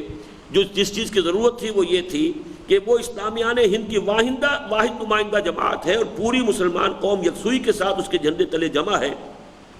تو اس کے لیے اس کے سوا کوئی اور چارہ کار نہ تھا کہ وہ مسلمانان ہند کے دینی جذبات کو اپیل کرتی اور اسلام سے ان کی محبت اور دلی تعلق کو کام میں لاتی۔ چنانچہ یہی وہ زمانہ ہے جس میں پورا ہندوستان، پاکستان کا مطلب کیا، لا الہ الا اللہ کے نعروں سے گونج اٹھا، اور اسلامی حکومت، اسلام کے اصول مساوات و اخوت، اسلام کا نظام عدل اجتماعی، اسلامی تہذیب و تمدن، اسلامی قانون و دستور کی اصطلاحات کا استعمال مسلم لیگ کے رہنماؤں کی تقریروں میں عام ہو گیا۔ یہ اس زمانے میں قائد اعظم کی تقاریر، ان کے سٹیٹمنٹس، ان کے انٹرویوز، پوچھا گیا پاکستان کا دستور کیا ہوگا، ہمارا دستور 1400 برس پہلے سے طے ہے، قرآن ہمارا دستور ہوگا۔ اب یہ جذبات، اور ہم چاہتے ہیں کہ عہد حاضر میں اسلام کے اصول حریت و اخوت و مساوات کا ایک نمونہ دنیا کے سامنے پیش کریں، اسے لائٹ ہاؤس بنا دے پوری دنیا کے لیے۔ وہ جو ہدایت ہمارے پاس ہے محمد رسول اللہ صلی اللہ علیہ وسلم کی امانت کی حیثیت سے، پھر ہماری تہذیب ہے، ہمارا قانون ہے، ہمارا یہ، اب یہ ساری چیزیں جو ہے، اسلام کا نظام عدل اجتماعی، ان سب کا مسلم لیگ کے لیڈروں میں، چاہے وہ خود سیکولر ذہن کے لوگ تھے، چاہے وہ غیر مذہبی تھے، پریکٹسنگ مسلمان نہیں تھے، چاہے نماز بھی نہیں پڑھتے تھے، لیکن اس کے بغیر بنتی نہیں ہے، بادہ و صاغر کہے بغیر مسلمانوں کو کیسے اپیل کریں، مسلمانوں کو کیسے ووٹ دینے کے لیے، جبکہ کانگریس یہ کرتی تھی کہ مسلمان کو ووٹ دے کر کھڑا کر دیتی تھی مسلم لیگ کے مقابلے۔ مسلم لیگ کا نمائندہ بھی مسلمان ہے، کانگریس کا نمائندہ بھی مسلمان، اب کیجیے کیا کریں گے آپ، وہ بھی مسلمان یہ بھی مسلمان۔ تو جب تک کہ اس چیز کو واضح نہ کر دیا جائے کہ مسلم لیگ اسلام کے احیاء کی علمبردار ہے، جبکہ کانگریس تو ظاہر بات ہے اسلام کی احیاء کی علمبردار تو نہیں تھی، وہ تو آزادی کی تو جد و جہد کی جو ہے علمبردار تھی، لیکن اسلام کا احیاء یہ تو کانگریس کا کبھی بھی مقصد نہیں ہو سکتا تھا۔ تو مسلم لیگ اگر احیائی تحریک کی شکل اختیار نہ کرتی، کم سے کم اپنے سلوگنز کے اعتبار سے، اپنے نعروں کے اعتبار سے، تو پھر کانگریس کے مسلمان کینڈیڈیٹ اور مسلم لیگ کے مسلمان نمائندے کے درمیان فرق کیا تھا؟ وہ بھی مسلمان ہے، یہ بھی مسلمان ہے، بلکہ جمعیت علماء کا مسلمان آتا تھا، وہ داڑھی والا ہوتا تھا، اس کی حیثیت جو ہے زیادہ مسلم ہوتی تھی مذہبی۔ مسلم لیگ کا نمائندہ جو آ رہا ہے وہ کلین شیو ہے، وہ کوئی نواب زادہ ہے یا کوئی کہیں کا زمیندار ہے، کوئی بڑا فیوڈل لارڈ ہے، وہ اکثر و بیشتر اس طرح کے لوگ تھے۔ اس لیے یہ ناگزیر وقتی ضرورت تھی کہ مسلمانوں کے مذہبی جذبے سے اپیل کیا جائے اور مسلم لیگ کو اب ایک اسلام کی احیاء کی جماعت بنا دیا جائے کہ اس کے پیش نظر اسلام کا احیاء ہے۔ یہ بالکل وہی بات ہے جو تقریباً 30 برس بعد دوبارہ پاکستان میں آئی، کہ شروع ہوئی تھی PNA، پاکستان نیشنل الائنس۔ اس میں مذہب کا کوئی سروکار نہیں تھا، کوئی تعلق نہیں، نام میں بھی اس کا ذکر نہیں۔ پھر اس کی قیادت میں آپ کو معلوم ہے ولی خان صاحب بھی تھے، اور ایئر مارشل اصغر خان صاحب بھی تھے، اور پیر پگاڑا صاحب بھی تھے، اور سبھی تھے۔ پھر یہ کہ دیوبندی بھی تھے اور بریلوی بھی تھے، سبھی تھے، خالص سیکولر مزاج کے لوگ بھی تھے۔ لیکن جب آیا قربانی کا وقت تو اب اسے نظام مصطفیٰ کی تحریک بنانا پڑا، ورنہ یہ کہ مسلمان کیسے قربانی دے گا، کیسے آگے آ کر جو ہے وہ سینہ کھول کر گولی کھا لے گا، ناممکن ہے۔ تو بالکل اسی طریقے سے جیسے PNA کنورٹ ہوئی نظام مصطفیٰ تحریک میں کہ اب مسلمانوں کے مذہبی جذبات کو اپیل کرنے کے لیے اس نظام مصطفیٰ کا نعرہ لگے، بالکل اسی طرح اس دور میں مسلم لیگ اس نے اپنا جو کردار بنایا وہ اسلام کے احیاء کا نعرہ لے کر میدان میں آئی۔ گویا اس دور میں تحریک مسلم لیگ مسلمانوں کے صرف قومی مفادات کے محافظ ہی نہیں بلکہ دین کے ساتھ ان کی محبت اور اسلام کے ساتھ ان کے قلبی تعلق کا مظہر بھی بن گئی۔ اب یہ چیز بھی آ کر مسلم لیگ میں شامل ہو گئی کہ مسلمانوں کی جو مذہب سے جو جذباتی محبت ہے وہ بھی گویا کہ اس کو بھی اب وہ زبان جو عطا کی ہے اس کو بھی جو ترجمانی کر رہی ہے وہ مسلم لیگ کر رہی ہے۔ چنانچہ پوری قوم مجتمع ہو کر اس کے جھنڈے تلے جمع ہو گئی اور خود مذہبی طبقات میں سے بھی کچھ لوگ اس کی امداد کے لیے میدان میں نکل آئے۔ مثلا مولانا تھانوی رحمۃ اللہ علیہ کے یہ دو شاگرد، مولانا شبیر احمد عثمانی رحمۃ اللہ علیہ، مولانا ظفر احمد عثمانی رحمۃ اللہ علیہ، انہوں نے ایسٹ پاکستان میں جا کر بے پناہ کام کیا، انہوں نے ویسٹ پاکستان میں خاص طور پہ سرحد میں جا کر کام کیا مولانا عثمانی صاحب نے۔ پھر مختلف پیر حضرات، پیر جماعت علی شاہ صاحب بھی آ گئے اور پیر مانکی شریف بھی آ گئے، اور ایسٹ پاکستان کا بھی جو مشائخ کا حلقہ تھا وہ آ گیا۔ یہ سب کے سب لوگ اس لیے آ گئے کہ اب اسلام کا نام ہے، بھائی ہمیں اسلام قائم کرنا ہے، اسلامی تہذیب کا احیاء کرنا ہے، اسلامی حکومت بنانی ہے، اسلام کا نظام لانا ہے، تو اب ظاہر بات ہے کہ اس میں یہ لوگ بھی شامل ہو گئے۔ تاہم یہ واضح رہنا چاہیے، دس از مائی کمنٹ، کہ یہ تحریک مسلم لیگ کا وہ دور تھا جس میں کسی تحریک کے واقعی نظریات اور حقیقی افکار کے بجائے خوش آئند جذبات اور نیک خواہشات کی عملداری ہوتی ہے، جس کے لیے ایک لفظ نیچے استعمال کیا گیا ہے، یعنی رومانویت، رومانٹسزم۔ یہ مذہبی رومانویت تھی، مذہب کا نام جس طریقے سے اچھل رہا تھا اور جیسے نعرہ لگایا جا رہا تھا اس کا حقیقت سے تعلق نہیں تھا۔ نعرہ لگانے والا جو ہے وہ خود نماز نہیں پڑھتا، نعرے لگانے والے کا اسلام سے کوئی تعلق نہیں، مسلم لیگ کا صدر ہے اور شراب کا ٹھیکہ چلا رہا ہے یا جو اور کر رہا ہے، یہ سب کچھ کام جو ہے ہو رہے تھے، تو اسلام سے عملی تعلق کچھ نہیں۔ لیکن یہ کہ وہ رومانٹسزم جو ہے، اسلام کا احیاء اور اسلامی نظام اور اسلام کا پاکستان کا مطلب کیا، لا الہ الا اللہ، تو یہ جو ہے نیک خواہشات کی عملداری ہوتی ہے۔ اس دور کی کہی سنی باتوں پر کسی مستحکم تعمیر کا خیال باندھنا ایک بچگانہ خواہش سے زیادہ کچھ نہیں ہوتی۔ اگر آپ سمجھیں گے کہ اس کی بنیاد پر کوئی تعمیر ہو سکتی، تعمیر نہیں ہو، جو جیسا کہ نہیں ہو سکی، بالفعل نہیں ہو سکی، پاکستان بن گیا، اسلام نہیں آیا۔ خود مولانا مودودی اس دور میں قومی زندگی کے مجدھار سے دور بیٹھے عمرانیات کے ان اٹل اصولوں کا درس دیتے رہے کہ اب یہ جو اقتباسات آ رہے ہیں یہ بہت اہم ہے مولانا مودودی کی اس دور کی تحریروں میں سے، جو سن 41 سے سن 47 تک کی 6 سال کی دوران کی ہیں، اور انہیں میں 100% درست سمجھتا ہوں، سوائے اس کے کہ اس کے اندر تلخی کا رنگ زیادہ ہے، لیکن اسلام کا جو آئیڈیالوجیکل اصولی موقف ہے اس کے اعتبار سے یہ نہایت قیمتی نظریات و خیالات ہیں جو مولانا مودودی نے اس دور میں ظاہر کیے۔ حکومت خواہ کسی نوعیت کی ہو مصنوعی طریقے سے نہیں بنا کرتی، وہ کوئی ایسی چیز نہیں ہے کہ کہیں وہ بن کر تیار ہو اور اسے پھر اسے ادھر سے لا کر کسی اور جگہ جما دیا جائے۔ اس کی پیدائش تو ایک سوسائٹی کے اخلاقی، نفسیاتی، تمدنی اور تاریخی اسباب کے تعامل سے طبعی طور پر ہوتی ہے۔ اس کے کچھ ابتدائی لوازم، کچھ اجتماعی محرکات، کچھ فطری مقتضیات ہوتے ہیں جن کے فراہم ہونے اور زور کرنے سے یہ وجود میں آتی ہے۔ اس خام خیالی کیا تھی؟ یعنی یہ امید کہ پاکستان ایک اسلامک اسٹیٹ ہوگا۔ اس خام خیالی کی تمام تر وجہ یہ ہے کہ بعض سیاسی و تاریخی اسباب سے کسی ایسی چیز کی خواہش تو پیدا ہو گئی ہے جس کا نام اسلامی حکومت ہو، مگر خالص علمی طریقے پر نہ تو یہ سمجھنے کی کوشش کی گئی کہ اس حکومت کی نوعیت کیا ہے،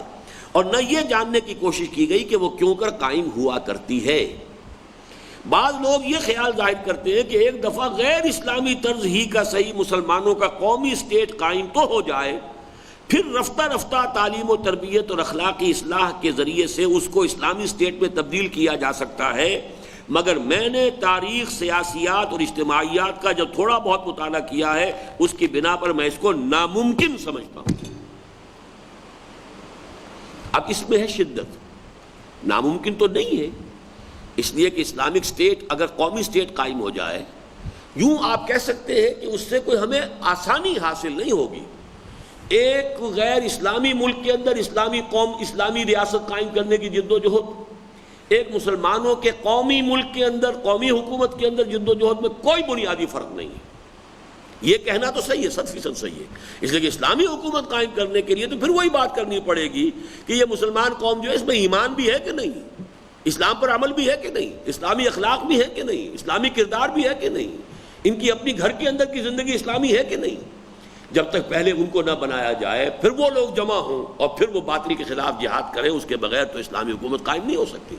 تو چاہے وہ مسلم اکثریت کا علاقہ ہو لیکن ہے خالص قومی اسٹیٹ، اور چاہے یہ کہ وہ غیر مسلم اکثریت کا علاقہ ہو جہاں مسلمان رہتے ہیں، بات تو ایک ہی ہے۔ برابر کہہ دینا تو میرے نزدیک صحیح تھا، لیکن یہ کہ ناممکن ہے تو یہ تو بات غلط ہے۔ آخر عرب کے معاشرے میں غالب کافرانہ اور غالب مشرکانہ نظام میں اگر محمد رسول اللہ صلی اللہ علیہ وسلم نے اسلامی حکومت قائم کر دی تو ایک مسلمانوں کی قومی ریاست کے اندر بھی جد و جہد وہی کرنی پڑے گی۔ یہ بات اپنی جگہ ہے، راستہ وہی اختیار کرنا پڑے گا، کٹھن منزلیں ساری وہی طے کرنی پڑیں گی، لیکن ناممکن کا لفظ جو ہے وہ در حقیقت وہ ان کے جذبات کی شدت کو ظاہر کر رہا ہے۔ وہی بات کہ بات صحیح ہے لیکن اس پہ ذرا زور زیادہ اور اس پر ایمفیسس زیادہ ہو گیا ہے۔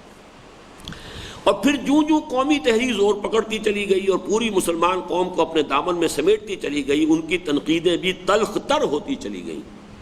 یہاں تک کہ ان میں نفرت و حقارت کی آمیزش بھی ہو گئی۔ چنانچہ اپریل 1947 میں ٹونک میں انہوں نے دو ٹوک الفاظ میں یہ فرما دیا، یہ صنعت لفظی کہلاتی ہے، ٹونک میں دو ٹوک الفاظ، یہ جو اس کا صوتی جو آہنگ ہے اس کو دیکھیے۔ ٹونک ایک وہ ریاست تھی مسلمانوں کی، مسلمان ریاست تھی، وہاں مسلمان اجتماع ہوا تھا جماعت اسلامی کا اپریل 47 میں۔ اسلام کی لڑائی اور قومی لڑائی ایک ساتھ نہیں لڑی جا سکتی، یہ یوں سمجھیے بڑا کیٹیگوریکل ایک سٹیٹمنٹ ہے جو مولانا نے وہاں دیا۔ اور یہ لوگ ہندوستان کے ایک ذرا سے کونے میں پاکستان بنانے کو اپنا انتہائی مقصد بنائے ہوئے ہیں، لیکن اگر یہ فی الواقع خلوص قلب سے اسلام کی نمائندگی کے لیے کھڑے ہو جائیں تو سارا ہندوستان پاکستان بن سکتا ہے، لیکن وہ کس طریقے پر؟ طریقہ وہ نبوی ہوگا، اس کے طریقہ کار کی جو کوئی بحث جو ہے وہ بعد میں ہمارے اس مطالعے میں انشاءاللہ مزید آ جائے گی۔ بہرحال اس پر جو میرا تبصرہ ہے وہ پڑھ لیجئے۔ سارے ہندوستان کا پاکستان بننا تو تقدیر الہی میں نہ تھا، لیکن حقیقت یہ ہے کہ یہ بھی اللہ تعالیٰ کے خصوصی فضل و کرم ہی سے ہوا کہ اگست 1947 میں پاکستان جیسا کچھ بھی ہے عالم وجود میں آ گیا۔ اور یہ جب میں لکھ رہا تھا تو ابھی پاکستان دونوں خطوں والا موجود تھا، 1967 کا مضمون ہے میرا یہ، جیسا کچھ بھی ہے اس وقت تک وہ برقرار تھا، انٹیکٹ تھا، ایسٹ پاکستان ویسٹ پاکستان دو خطوں پر جو مشتمل تھا پاکستان۔ بہرحال سن 71 میں آ کر جو کچھ ہوا ہے وہ آپ کے علم میں ہے۔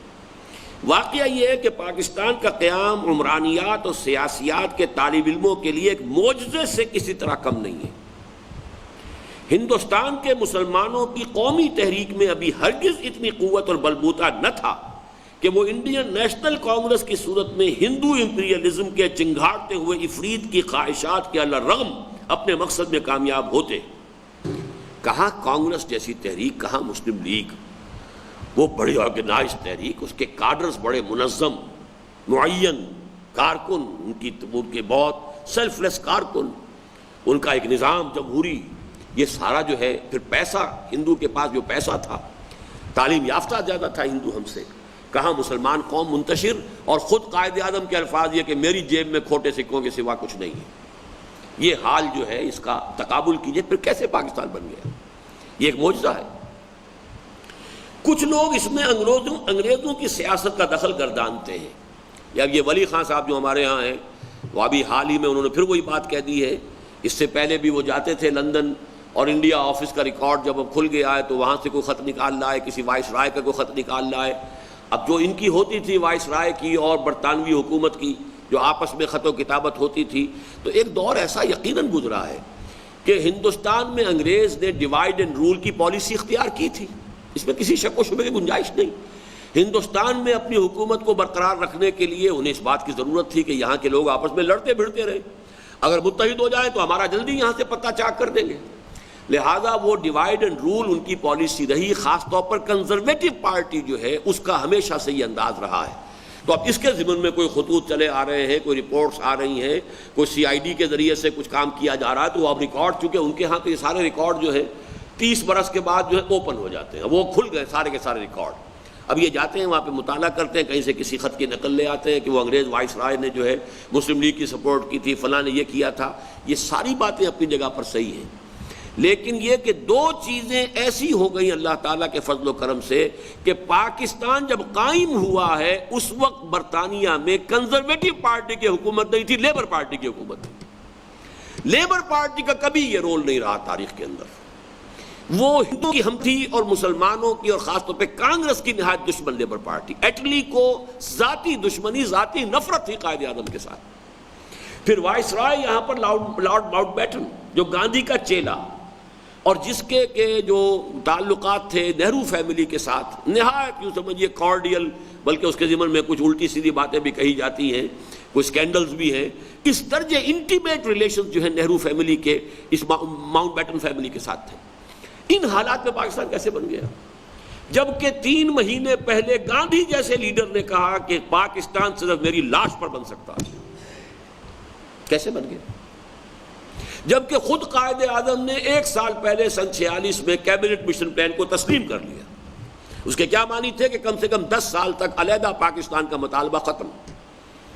ایک سینٹرل گورنمنٹ ہوگی ہندوستان کی، اور باقی 3 زون ہوں گے، لیکن ان 3 زونز کا جو حیثیت ہے وہ اپنی داخلی خود مختاری ہوگی، لیکن اوپر جو معاملہ ہوتا ہے ڈیفنس کا ہے، فورن پالیسی کا ہے، کمیونیکیشنز کا ہے، بجٹنگ کا ہے، یہ سارے معاملات جو ہیں یہ اس کے پاس ہوں گے۔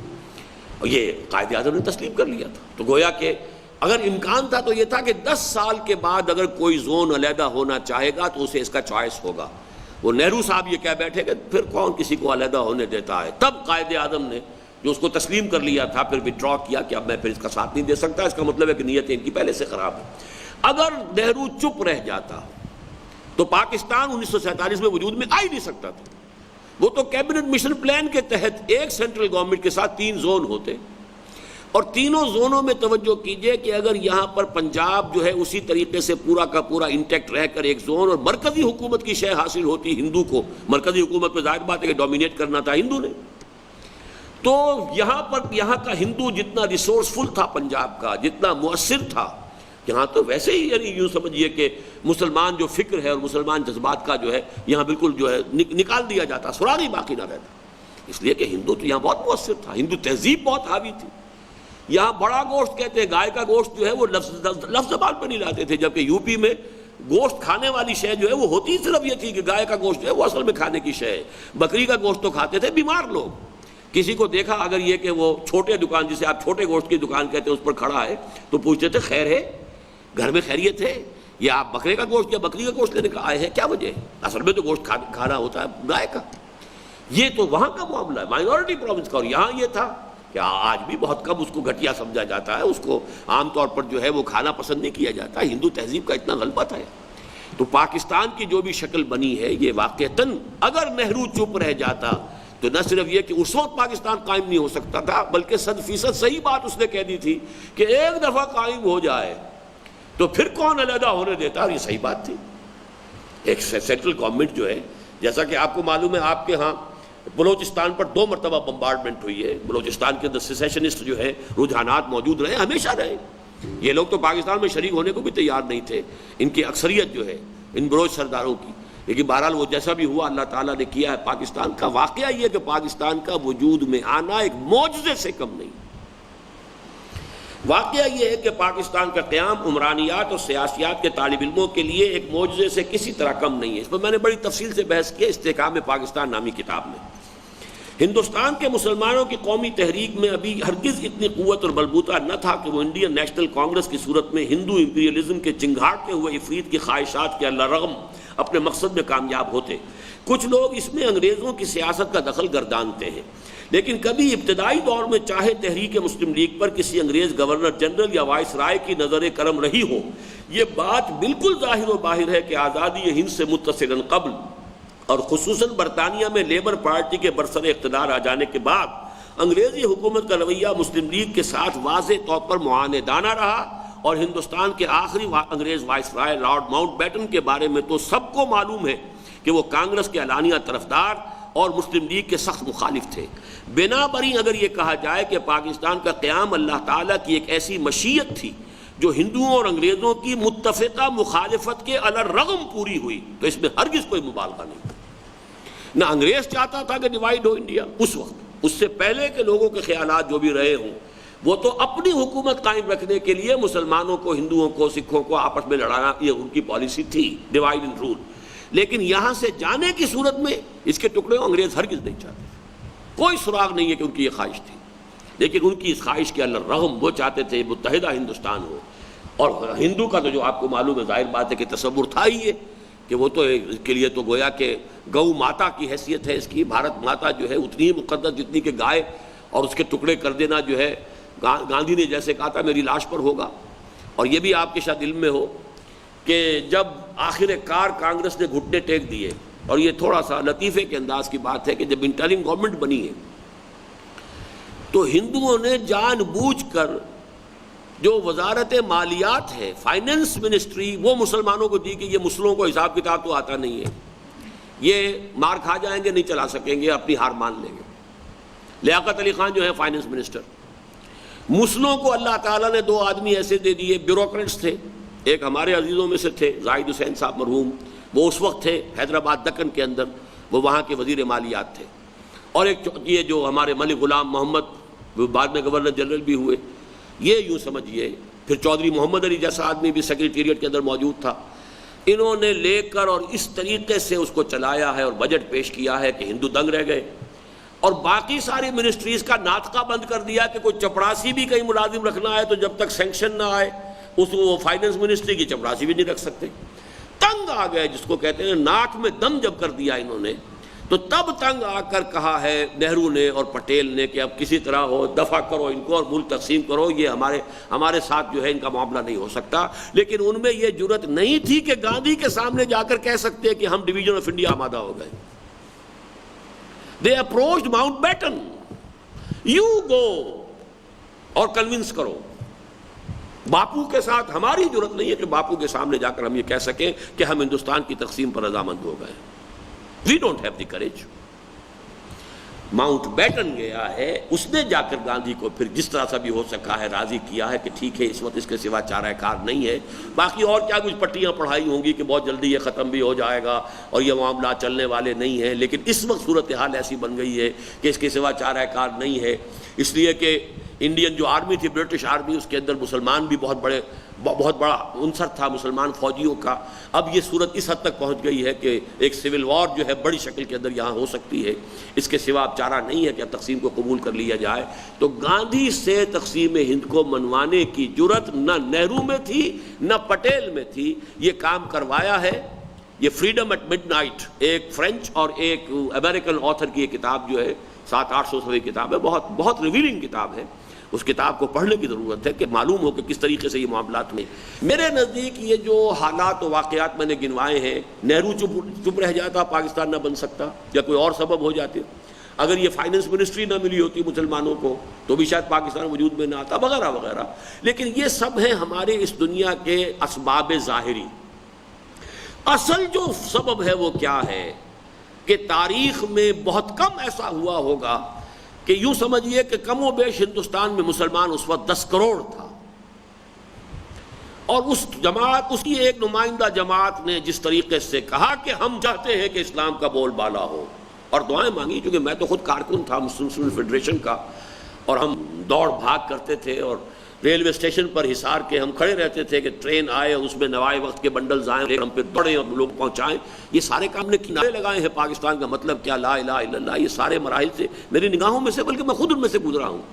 تو یہ جو جوش و خروش تھا اللہ تعالیٰ کی طرف سے, اس کی سنت ثابتہ یہ ہے کہ کوئی قوم اگر اتنے بڑے پیمانے پر کوئی وعدہ کرے تو پھر حجت قائم کرتا ہے اللہ ان پر کہ لو جو تم مانگتے ہو وہ ہم دے رہے ہیں, فَنَنْظُرَ كَيْفَ تَعْمَلُونَ, اب ہم دیکھیں گے تم کرتے کیا ہو, اپنا وعدہ پورا کرتے ہو یا اپنی وعدہ خلافی کرتے ہو. یہ اللہ تعالیٰ کی اس سنت باطنی کا ظہور ہے کہ پاگل وجود میں آیا ہے. ہم نے اسلامیان ہند کی تقریباً 100 سالہ تاریخ کے ان چند اہم نقوش کو, اب دیکھیے کتنے صفحے, یہ میرا خیال کہ صفحہ 9 سے ہم شروع ہو کر 22 تک پہنچے, 14 صفحے ہیں کوئی. 14 صفحے میں 150 سالہ تاریخ مسلم انڈیا کی, اس کے جو مین فیچرز ہیں جو آپ کو ازبر ہونے چاہیے, کیا اس کے لینڈ مارکس ہیں, ٹرننگ پوائنٹس کیا آئے ہیں, انگریز کی آمد کے بعد پولیٹیکل فضا کیا بدلی ہے, مذہبی میدان میں جو کچھ ہوا وہ ایک علیحدہ بحث ہے, عیسائیت کا پرچار جیسے ہوا کس نے اس کا مقابلہ کیا, پھر یہ کہ ہندوؤں کی الغار آئی ہے اور آریہ سماجیوں نے حملے کیے مسلمانوں کے اوپر اور مناظرے شروع کیے, اس کے جواب میں کون لوگ سامنے آئے, اس سے کیا کیا نتائج, وہ علیحدہ چیپٹر تھا جو ہم پڑھ چکے ہیں, وہ دعوت رجوع القرآن کا منظر اور پس منظر کے اندر. لیکن سیاسی جو مسلمانان ہند کا معاملہ بنا ہے وہ کس طریقے سے, کن سٹیجز سے گزر کر, کن ٹرننگ پوائنٹ سے ہو کر, کیا اس میں عوامل تھے, کیا وجوہات تھیں, کیا اسباب تھے, تقسیم ہوئی نمبر 1 تو کیا ہوئی, دوسری تقسیم ہوئی تو کیوں ہوئی مسلمانوں کے اندر. تو یہ ہے ہم نے اسلامیان ہند کی تقریباً 125 سالہ تاریخ کے ان چند اہم نقوش کو, 125 سال کیوں کہا ہے کہ 1831 سے ہم نے بات شروع کی تھی. 1831 میں تحریک شہیدین گویا کہ شکست فاش کہہ لیجئے, آخری جو وہ جہاں پر کہ شہادت گاہ جو ہے بنی ہے بالا کوٹ کی سرزمین, اس کے بعد یہ کہ وہ لوگ منتشر ہو گئے, کام کرتے رہے, جیسا کہ میں پہلے بیان کر چکا ہوں اسی کے اندر کہ وہی لوگ تھے کہ جو کالا پانی جن کو بھیجا جاتا رہا, پھانسیاں چڑھائی جاتی رہیں. مولوی جعفر تھانیسری کی کتاب جو ہے کبھی آپ نے سنا ہو, یہ علماء جو ہے وہی میدان میں رہے ہیں. 1831 سے لے کر 1857 تک ہندوستان میں آزادی کی تحریک میں صرف مسلمان تھے، کوئی ہندو کا کسی کا نام ہی نہیں۔ 1857 میں پہلی مرتبہ ہندو مسلم اتحاد کے ساتھ انگریزوں کے خلاف بغاوت ہوئی ہے، اس کے بعد صورتحال تبدیل ہوئی ہے۔ تو یہ میں نے 1831 سے شروع کیا، 1831 سے 1947 تک یہ 116 برس بنتے ہیں، تو تقریباً 125 سال کی تاریخ کے جو چند نقوش ہیں، ہم نے اسلامیان ہند کی تقریباً 125 سالہ تاریخ کے ان چند اہم نقوش کو صفحہ کرتاش پر اس لیے منتقل کیا ہے کہ تحریک پاکستان کا صحیح پس منظر نگاہوں کے سامنے آ جائے اور صورت واقعہ جیسی کچھ کے فی الحقیقت ہے ظاہر ہو جائے، اس لیے کہ صحیح طرز عمل اور درست اقدام، درست سمت میں اقدام کا تمام تر انحصار اس پر ہے۔ آپ صورتحال کو صحیح جانتے ہوں، پس منظر سے واقف ہوں، بیک گراؤنڈ کیا ہے، کیا کیا حالات پہ آ چکے ہیں، کیا کیا ٹرنز ہم لے چکے ہیں، اس میں کون کون سے عوامل کار فرما رہے ہیں، جب تک یہ سامنے پکچر نہ ہو تو آگے اقدام صحیح نہیں ہوتا۔ اس لیے کہ صحیح طرز عمل اور درست سمت میں اقدام کا تمام تر انحصار اسی پر ہے۔ نیک خواہشات کی عملداری، وشفل تھنکنگ، پاکستان اسلام کے نام پر بنا، اسلام آنا چاہیے، اب یہ ٹھیک ہے نا، تو آپ لگا دیجئے، لیکن وہ اسلام کے نام پر تو حقیقت، لیکن یہ کہ اس کے اجزاء ترکیبی میں اسلام نہیں تھا، اس کی تحریک کا اصل موٹیویٹنگ فیکٹر اسلامی نہیں تھا، اس کے قائم کرنے والے جو ہے پریکٹسنگ مسلمان بھی نہیں تھے۔ یہ حقائق کیسے نظر انداز کر دیں گے؟ اب آپ گردان کرتے رہیے کہ مسلمانوں نے پاکستان بنایا، اسلام یہاں پہ آنا چاہیے، بھئی آنا تو چاہیے، لیکن کس طریقے سے آئے گا؟ طریقہ وہی ہوگا کہ جو دور نبوی صلی اللہ علیہ وسلم سے ہمیں استنباط کرنا ہے، ورنہ خواہشات ہو سکتی ہیں۔ اور یہی وجہ ہے کہ ہمارے ہاں تھوڑے تھوڑے وقفے کے بعد پھر مسلمانوں کے جوش کو کوئی نہ کوئی شخص ابھار دیتا ہے، اور ان کو جو ہے اس اصل جو یوں سمجھیے کہ جو پتا مار کر کام کرنے والی جد و جہد ہے، محمد الرسول اللہ والذین معہ صلی اللہ علیہ وسلم ورضی اللہ تعالیٰ عنہم اجمعین، اب ان کی سی جد و جہد کرنے کے لیے ایثار، قربانی، محنت، مشقت، فاقے، تکلیفیں، مصیبتیں یہ برداشت کرنی پڑتی ہیں۔ یہ کرنے کو ہم تیار نہیں۔ کوئی شخص آئے ڈوڈوی بجائے اور وہ آپ کو پھر جو ہے وہ کسی پھر اور گویا کہ اس اصل محنت والے کام سے بچا کر، فرار کی راہ دکھا کر، اور لوگ جو ہے توقعات وابستہ کر لیتے ہیں کہ اب یہ نظام مصطفیٰ تحریک جو ہے اس سے اسلام آ جائے گا، یا فلاں کی تحریک سے اسلام آ جائے گا، بس اب تو گویا کہ اسلام آیا کہ آیا۔ کیسے آ جائے گا؟ اس کے جو اجزاء ترکیبی ہے اسے سمجھیے، اور اس میں کیا طریقہ کار اختیار کیا جانا چاہیے اس کے بارے میں معین آپ کے سامنے ہوگا، اور اس کے اوپر کام کریں گے تو ہوگا، ورنہ نہیں۔ نیک خواہشات کی عملداری بسا اوقات انسان کے نقطہ نظر کو غلط کر کے رکھ دیتی ہے۔ وشفل تھنکنگ سے انسان کا اینگل آف ویو جو ہے وہ بدل جاتا ہے۔ آدمی کسی شے کو پہلے تو کہتا ہے مجھے یوں کہنا چاہیے، اگرچہ یہ حقیقت تو نہیں ہے لیکن کہنا چاہیے، لیکن جب وہ کہتے کہتے کہتے کہتے پھر سمجھتا ہے حقیقت یہ ہے، وہ آٹو سجیشن کے درجے میں آ کر وہ شے جو ہے اس کے اپنے ذہن کے اندر راسخ ہو جاتی ہے کہ یہ ایسا ہے، جبکہ فی الواقع ایسا نہیں ہوتا۔ حکمت عملی کے تحت اس نے وہ موقف اختیار کیا ہوتا ہے کہ مجھے یہ کہنا چاہیے، مسلمانوں کو اپیل کرنے کے لیے یہ انداز اختیار کرنا مؤثر ہوگا، چاہے وہ دل میں جانتا ہے کہ یہ بات صحیح تو نہیں ہے، لیکن حکمت عملی کا تقاضا یہ کہ یوں کہا جائے۔ لیکن جب ریپیٹڈلی اسی کو دہراتا رہے گا، تکرار کرتا رہے گا، تو پھر ذہن میں یہ بات راسخ ہو جاتی ہے واقعتاً ایسا ہے، اور اس سے نیک خواہشات کی عملداری بسا اوقات انسان کے نقطہ نظر کو غلط کر کے رکھ دیتی ہے۔ اور میدان سیاست میں اترنے کے بعد بارہا ایسا ہوا کہ ایک غلط موقف جو ابتدا میں محض حکمت عملی کے تحت اختیار کیا جاتا ہے، بعد میں جماعتوں اور تحریکوں کے اپنے نقطہ نظر میں مستقل طور پر ایسی کجی پیدا کرنے کا سبب بن جاتا ہے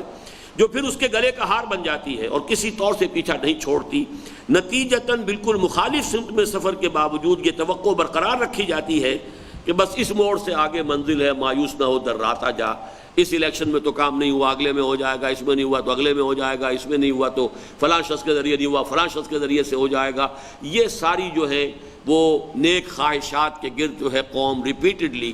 وہ دیوانہ بن کر کام کرتی بھی ہے، لیکن وہ اصل ہمارا مقصود جو ہے جتنا پہلے ہماری نگاہوں سے دور تھا اتنا ہی آج بھی دور ہے۔ آئندہ صحبت میں انشاءاللہ تعالی ہم قیام پاکستان کے بعد کے 20 سالوں کا جائزہ اسی نقطہ نظر سے لیں گے، اس لیے کہ یہ سن 67 کی تحریر ہے، 47 میں پاکستان قائم ہوا، تو ان 20 سالوں کے دوران کیا ہوا، مذہبی طبقات کا طرز عمل کیا ہونا چاہیے تھا، کیا ہوا، کیا غلط حکمت عملی یہاں اختیار کی گئی، اور جو کہ پہلے تو صرف اس کو ایک پریکٹیکل وزڈم طور پر اختیار کیا گیا، ہوتے ہوتے وہی ذہن میں راسخ ہو کر اور ایک حقیقت کا درجہ جو ہے روپ اختیار کر گئی۔ پھر ہمارے نزدیک اسلام اور پاکستان دونوں کے ساتھ خلوص اور خیر خواہی کا تعلق رکھنے والے لوگوں کو جو طرز عمل اختیار کرنا چاہیے اسے بیان کریں گے۔ وما توفیقی الا باللہ العلی العظیم۔ اب آج کا معاملہ تو ہم یہاں ختم کر رہے ہیں۔